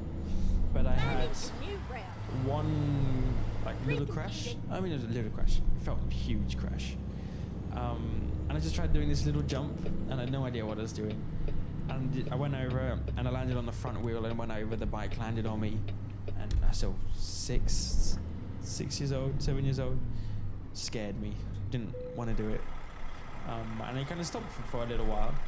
And then I was watching those races. I started watching a little bit of Formula 1 as well. But then my dad took my brother and me to Clay Pigeon, which is a local karting track, as the British Championships. And somehow we found out that it was, or he found out that it was there. And we went to watch on a Sunday afternoon, just in time for the final. And it was really cool. It was my first thing I went to go and watch. And it was just really cool to see it at that age. And my dad went around asking people if they had any spare suits and boots, because I said I wanted to have a go, but I wasn't allowed. It was a proper race weekend. So he was going around asking people, you got anything spare, you got anything you don't need anymore? And we ended up going away with, I remember a blue Sparko suit, I think it was, and some pair of boots which are way too big for me. And I had to buy the helmets, and I didn't even think I bought new boots. I think I had to wear the boots which are way too big for me. And that was that. That was my first time, and not long after, I think for my 7th birthday, I got a Bambino go-kart, which I started driving around at home with a little square bit of tarmac where I put some cones out and I would drive around. It was pretty small. But yeah, I did that. Loved doing it. Was it like a lightning strike? Bam! This is what Yes. I've never felt this before. And Yeah. it was sort of first. Was it your first passion in It life? was. I felt more in control than I ever did in a bike. Well, actually, I had the quad bike before I had the bike, and I loved that. So I loved the 4 wheels actually. And apparently, I was getting too dangerous from it, so my dad sold it without me knowing, and just said it's gone. Wow. Felt that was a bit harsh. So I had no more quad biking. Then I got the motorbike, which I don't know how that's really any more safe. So I had the motorbike, and then the quad bike, but then the go-kart. But the car was the best thing. As soon as I jumped in, it just feels more. It's more comfortable. You're sitting down. I just felt more at home straight away, and I loved doing it. And my brother saw how much I loved doing it, and he wanted to have a go, and then he loved doing it, and then. So you did it together. It was something you and him. Yeah. A bit of sibling rivalry. Pretty much. Well, I only raced against him for the first year or so, because he's a bit older than 4 years. Who was quicker? To begin with, he was quicker. He was much quicker, actually, and he was like doing pretty well. And Are you just saying that because racing? probably listened to this? No. He was when he first started. Got that turn right. Just reiterating that. You know, we were racing with George, and at that point we were nobody. Like, I mean, with George Russell, we're talking. George Russell, and George was the guy. He was the champion. I don't know if he was the champion, but he was the guy winning races. He was a cool guy. If we ever got to racing, we're like, oh my god, we get to. George overtook me today. It's so cool. And he was, that was how we started, not knowing anything. It was just cool to be like on track with George Russell. And he was racing with them, and he did really well in a lot of the races, and I was always a lot further back. But my brother's quite tall, 6 foot something, and that is a disadvantage in karting. But whenever it was wet, and it's an advantage, fact, it's an advantage, because I was terrible in the wet and I was small. So it was a disadvantage for me. He was really good. He was pole in the European Championships in PFI, which is a karting track in England. Then he was pole in, I think, another European race in La Conca in Italy. All right. Yeah, he can do it. Beating me both of those times. This was in 2014, our final year. And he had 2 poles and I think I had none. So his ratio of... So why did he stop? So he didn't enjoy. He liked the social side and the how relaxing karting was. You know, we go out there on a Wednesday, and it's a lot of time with a lot of friends, a lot of competitors, but you knew a lot of people. I'm surprised your folks didn't have social services after them, taking both of their sons out of school on what, a Tuesday? Yeah, but I mean, there's a lot of drivers doing it. Well and, then. He really enjoyed how open and fun it was and enjoyment. When you get to car racing, it's a lot more serious, costs a lot more money. You're going a lot quicker, it's more dangerous, and he just didn't enjoy that as much. He loved the karting and didn't enjoy the car racing as much. Was that easier for you when he wasn't around? Did you prefer being the focus and the... No, no. It was. I mean, it was fun when we're driving together because we're trying to beat each other. It was competition, brotherly competition. It was different when he went away, but it was. I mean, by the time we stopped, I was 14. I had a bit more of an idea of what was going on, things I wanted to do. You know, this was the year of doing Ginetta, and he was doing karting, so it was still different. And I just, we started traveling alone, and he wouldn't be there.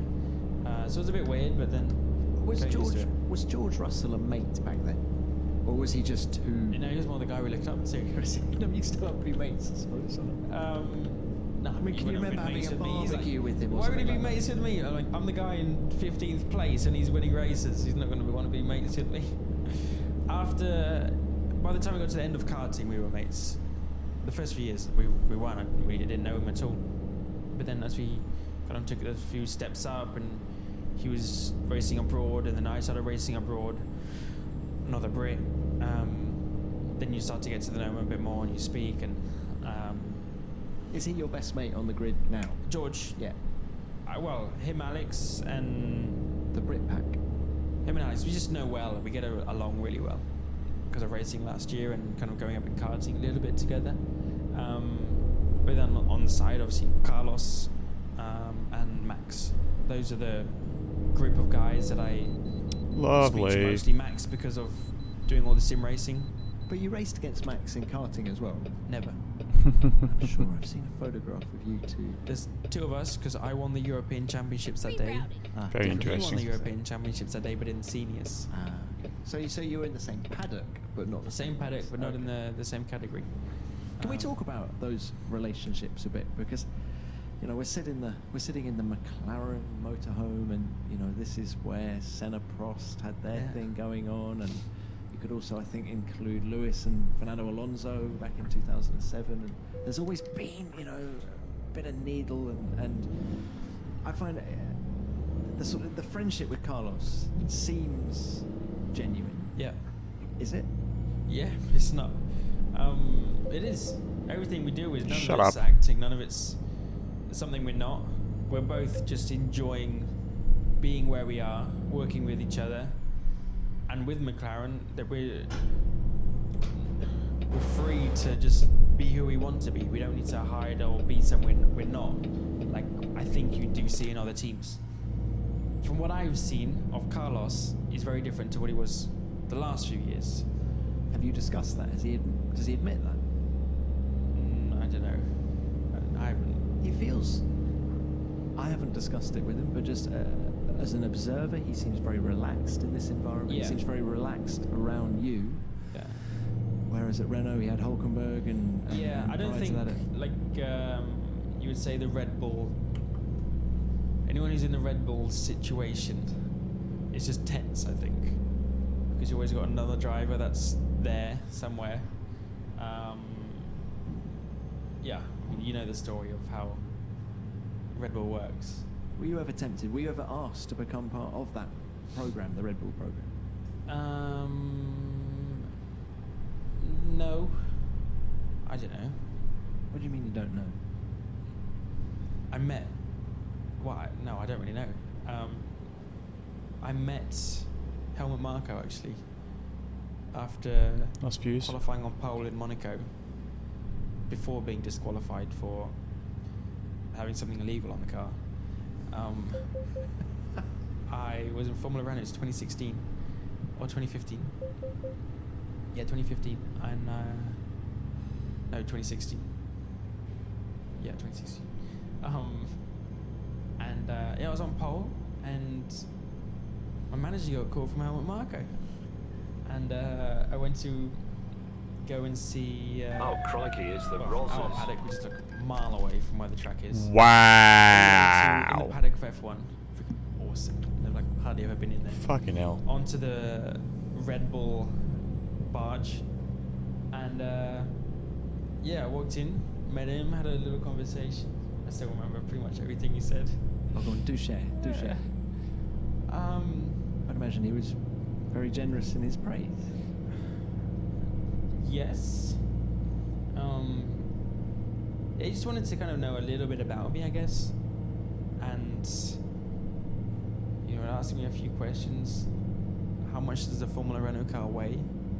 I've got no idea. I'm like, I had to come up with a word. I had to come up with something, didn't I? I had to come up with, yeah, you know,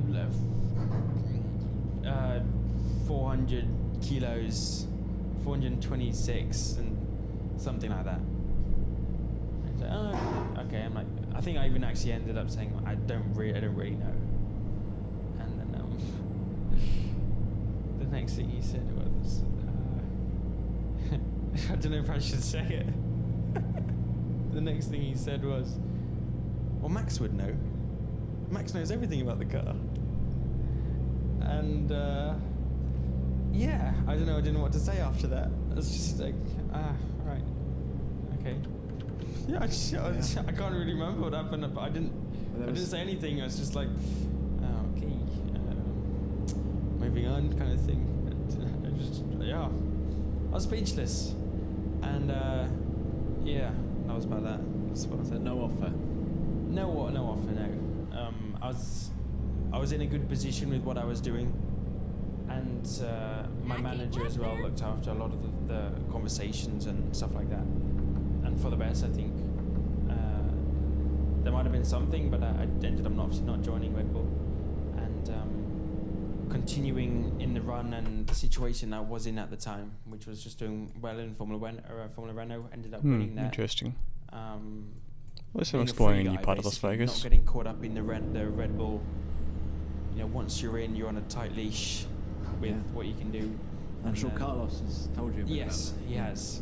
Yeah.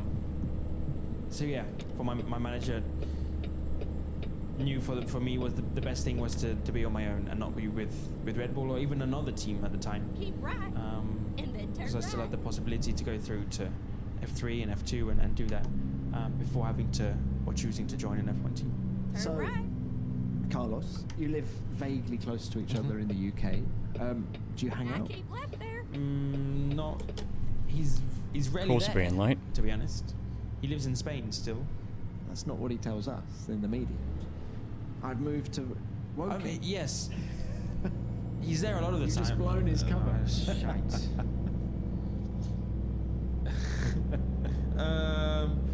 He's 50-50. He lives in Spain. He still goes and lives with his family a lot of the time. But I would say he's there a good 2-3 days a week. Always there, obviously, to be at McLaren. So when he's there, he's mostly at McLaren. Normally for the weekends he flies back, and then for the week after he'll come back. Oh, crikey, it's the Rosses. When he is there, you know, we'll play on the sim, or go play top golf. Together, you'll go to the driving range. Yes. Whack a few balls. I mean, he's really good at golf. Yeah, he is. Freaking awful. Oh, So yeah? he has a lot to. Yeah, he actually helps me quite a bit. But so what happens when it gets tasty and, you know, let's hope that the McLaren is competitive this year and you guys are fighting at the sharp end. When it gets a bit tasty on track between you and you're fighting over the same bit of tarmac, do you envisage a situation where it's going to get out of control, or do you think that the friendship is deep enough for you guys to be able to deal with I whatever know might at come some your way? point in the future, and this year, it's going to get more tense and more iffy, and we're going to probably fall out a few times in terms of getting frustrated with one another, or, you know, he holds me up or something, or I hold him up or something. Not on purpose, because I don't think we'll ever go that far, but you know, you lose out on a position or something because you're racing or you're side by side and you squeeze him and he has to run off, or I have to run off the track. You're going to have something like that, and someone's going to be annoyed about it and be one of us is going to be unhappy. So yes, I think that is going to happen. But I don't know. I don't Have you discussed it? No. Have you discussed it with Andreas Seidel, team principal? I think we have a very good. No, we don't have rules. We don't have team orders, but we have a very good understanding for one another, for our best interests for each other and ourselves, but also the team and what we want to achieve with the team, and obviously hoping to be with McLaren in the future years. And for that is, do what we did last year, and we wouldn't have got fourth in the constructors last year. So I can probably say it's better if I say about last year that without working how we did last year and having our own principles and respect for one another and trying to help each other and be a team, we would not have finished fourth in the constructors last year. A lot of good results from him were, let's say, helped by me, and a lot of my results, which were good, were helped by him. So we've worked really well together, and I think that's been very beneficial for us. And of course, that's more what I meant by, if we can stay with McLaren, that's our goal. We want to be winning races. We don't want to just be, P8, P9 like we were last year. We want to be winning and doing even better. So for each other and coming into this year, I think we did the best job we could to both. Before we restart the podcast, would you like a little restart yourself? Owning your skin and hair routine can make you feel good, especially when your products really... Okay, let's find a new route.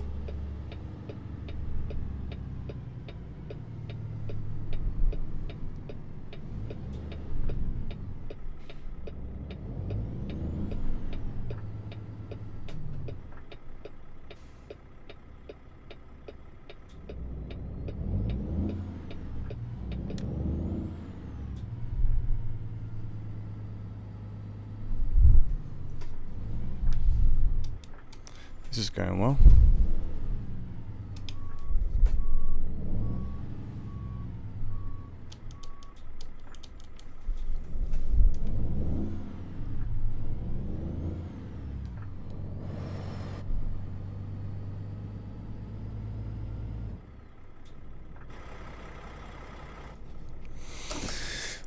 Two six. Let's just let's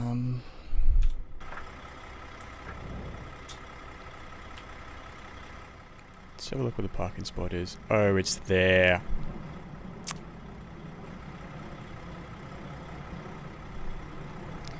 So I could have just turned in, it would have been so easy.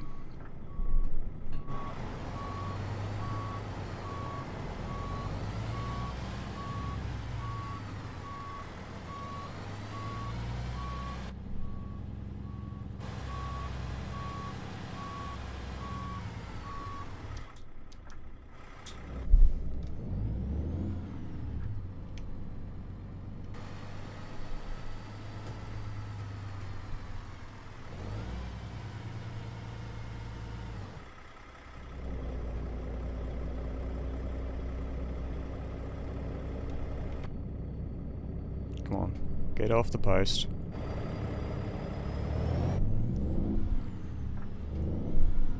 This is where it ends, sugar.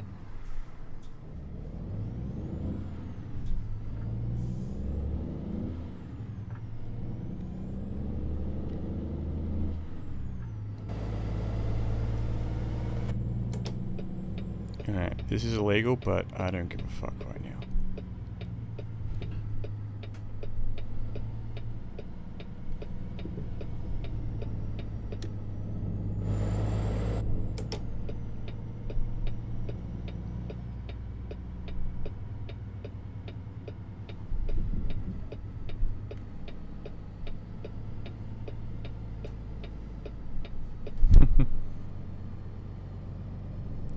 Gotta do what you gotta do sometimes.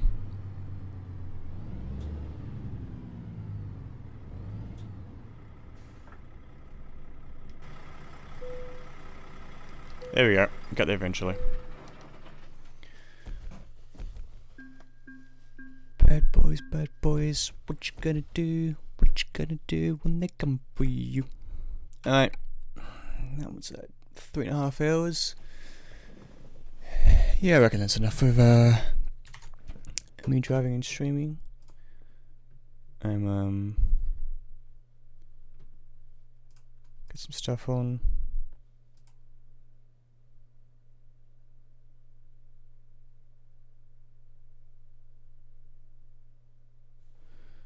That they may take our lives, but they'll never take our freedom!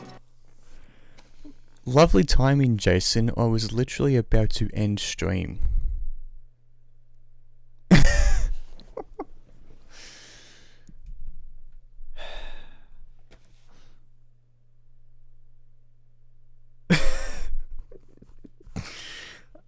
I know, right?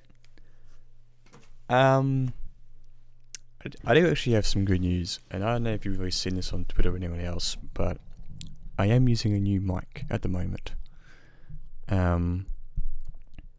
So my voice does actually sound a lot, I guess, better quality in a sense. But I thank you for rating me, you absolute mad bastard. How was Psychonauts? And how did that stream go?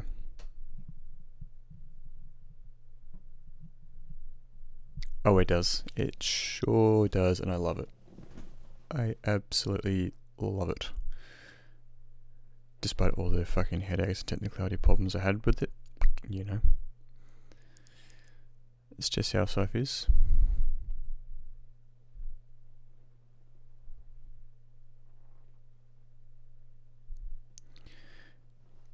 Finally got it. I'm literally just using it almost, well, as much as I can, but yeah.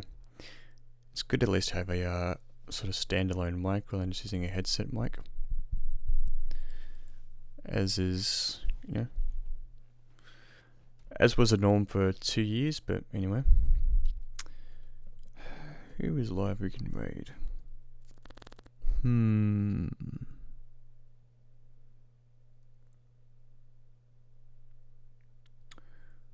I suppose we go raid Bryony. Is no one else that I can see? No worries, shoutouts are always given to those I know and who stream, because people deserve it. Actually,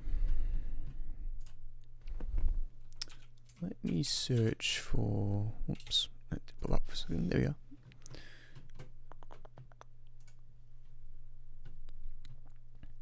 Yeah, it's been alright. It's been a bit up, been a bit down.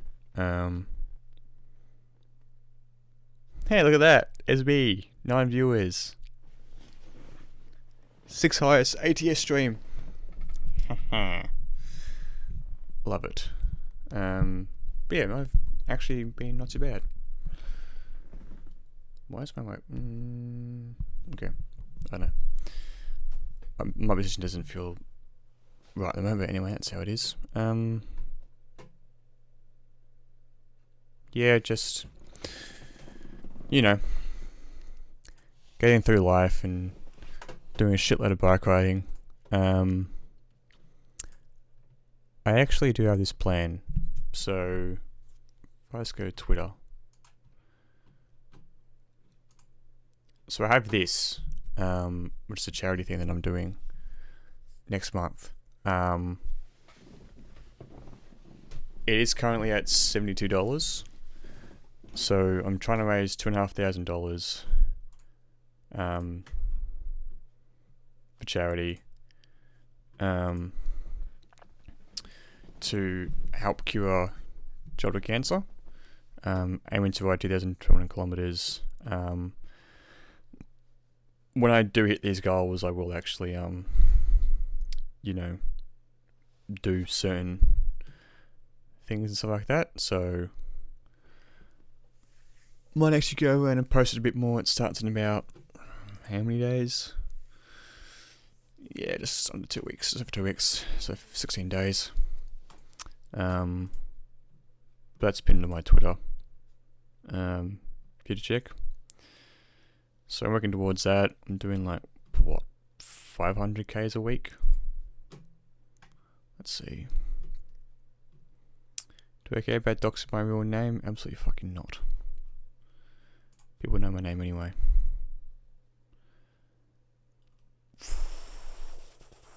What did I do last week? 479 last week. Yeah, I don't expect you to. Like, if you can't give me money, you can't give me money. It's just how it is.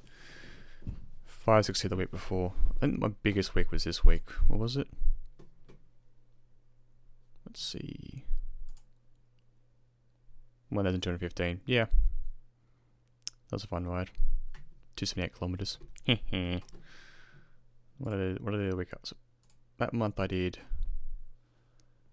703, 684,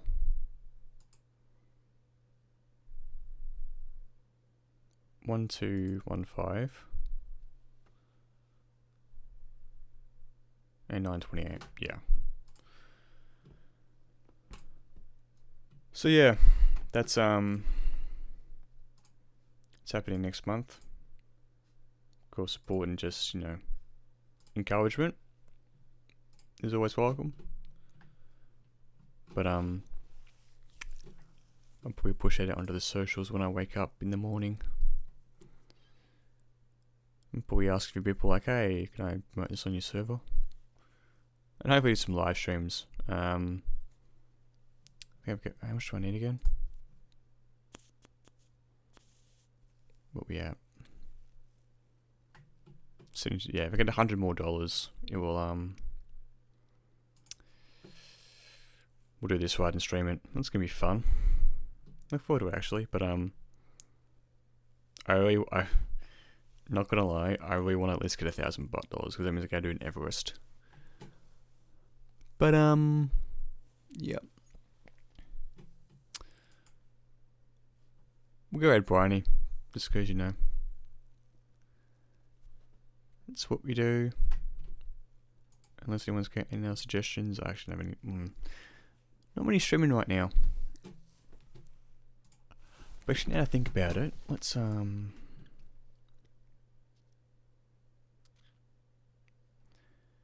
no one in G-Stars is streaming. Also, I love how Jason, like 5 minutes after you posted your promotions, I was posting mine.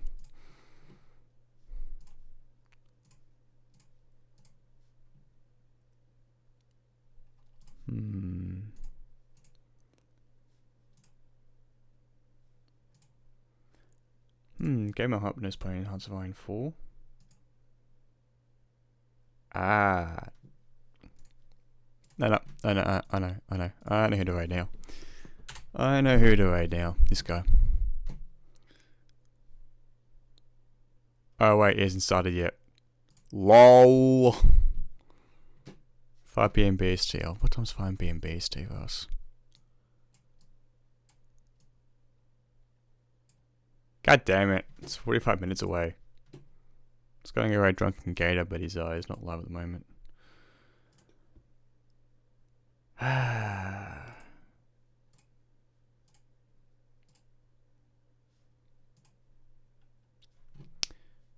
Is Jumpy Smudge still live? Nah, I'm not feeling it right now, to be honest.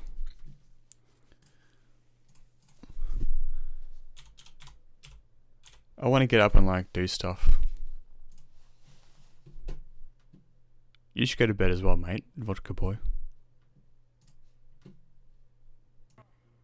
No, we'll go raid Smudge. He's raided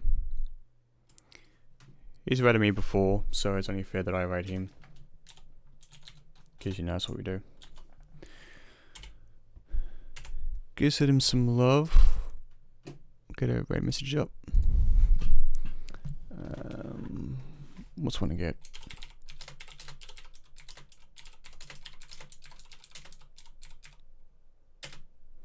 I think we can do this. Yeah, we can do that. No, I can my message. Let me go into Streamlabs and actually add that quickly. Cloudbot, Commands, add command, raid. Actually, that can be sub-raid. No. If I could, like, you know, put it in the right context. It's double R. Confirm, add command, raid. Again, nice typing.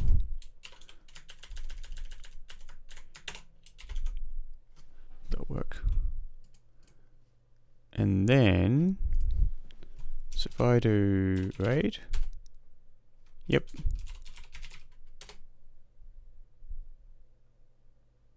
Yep, that works. Does Streamlabs have a subscription? Fuck no.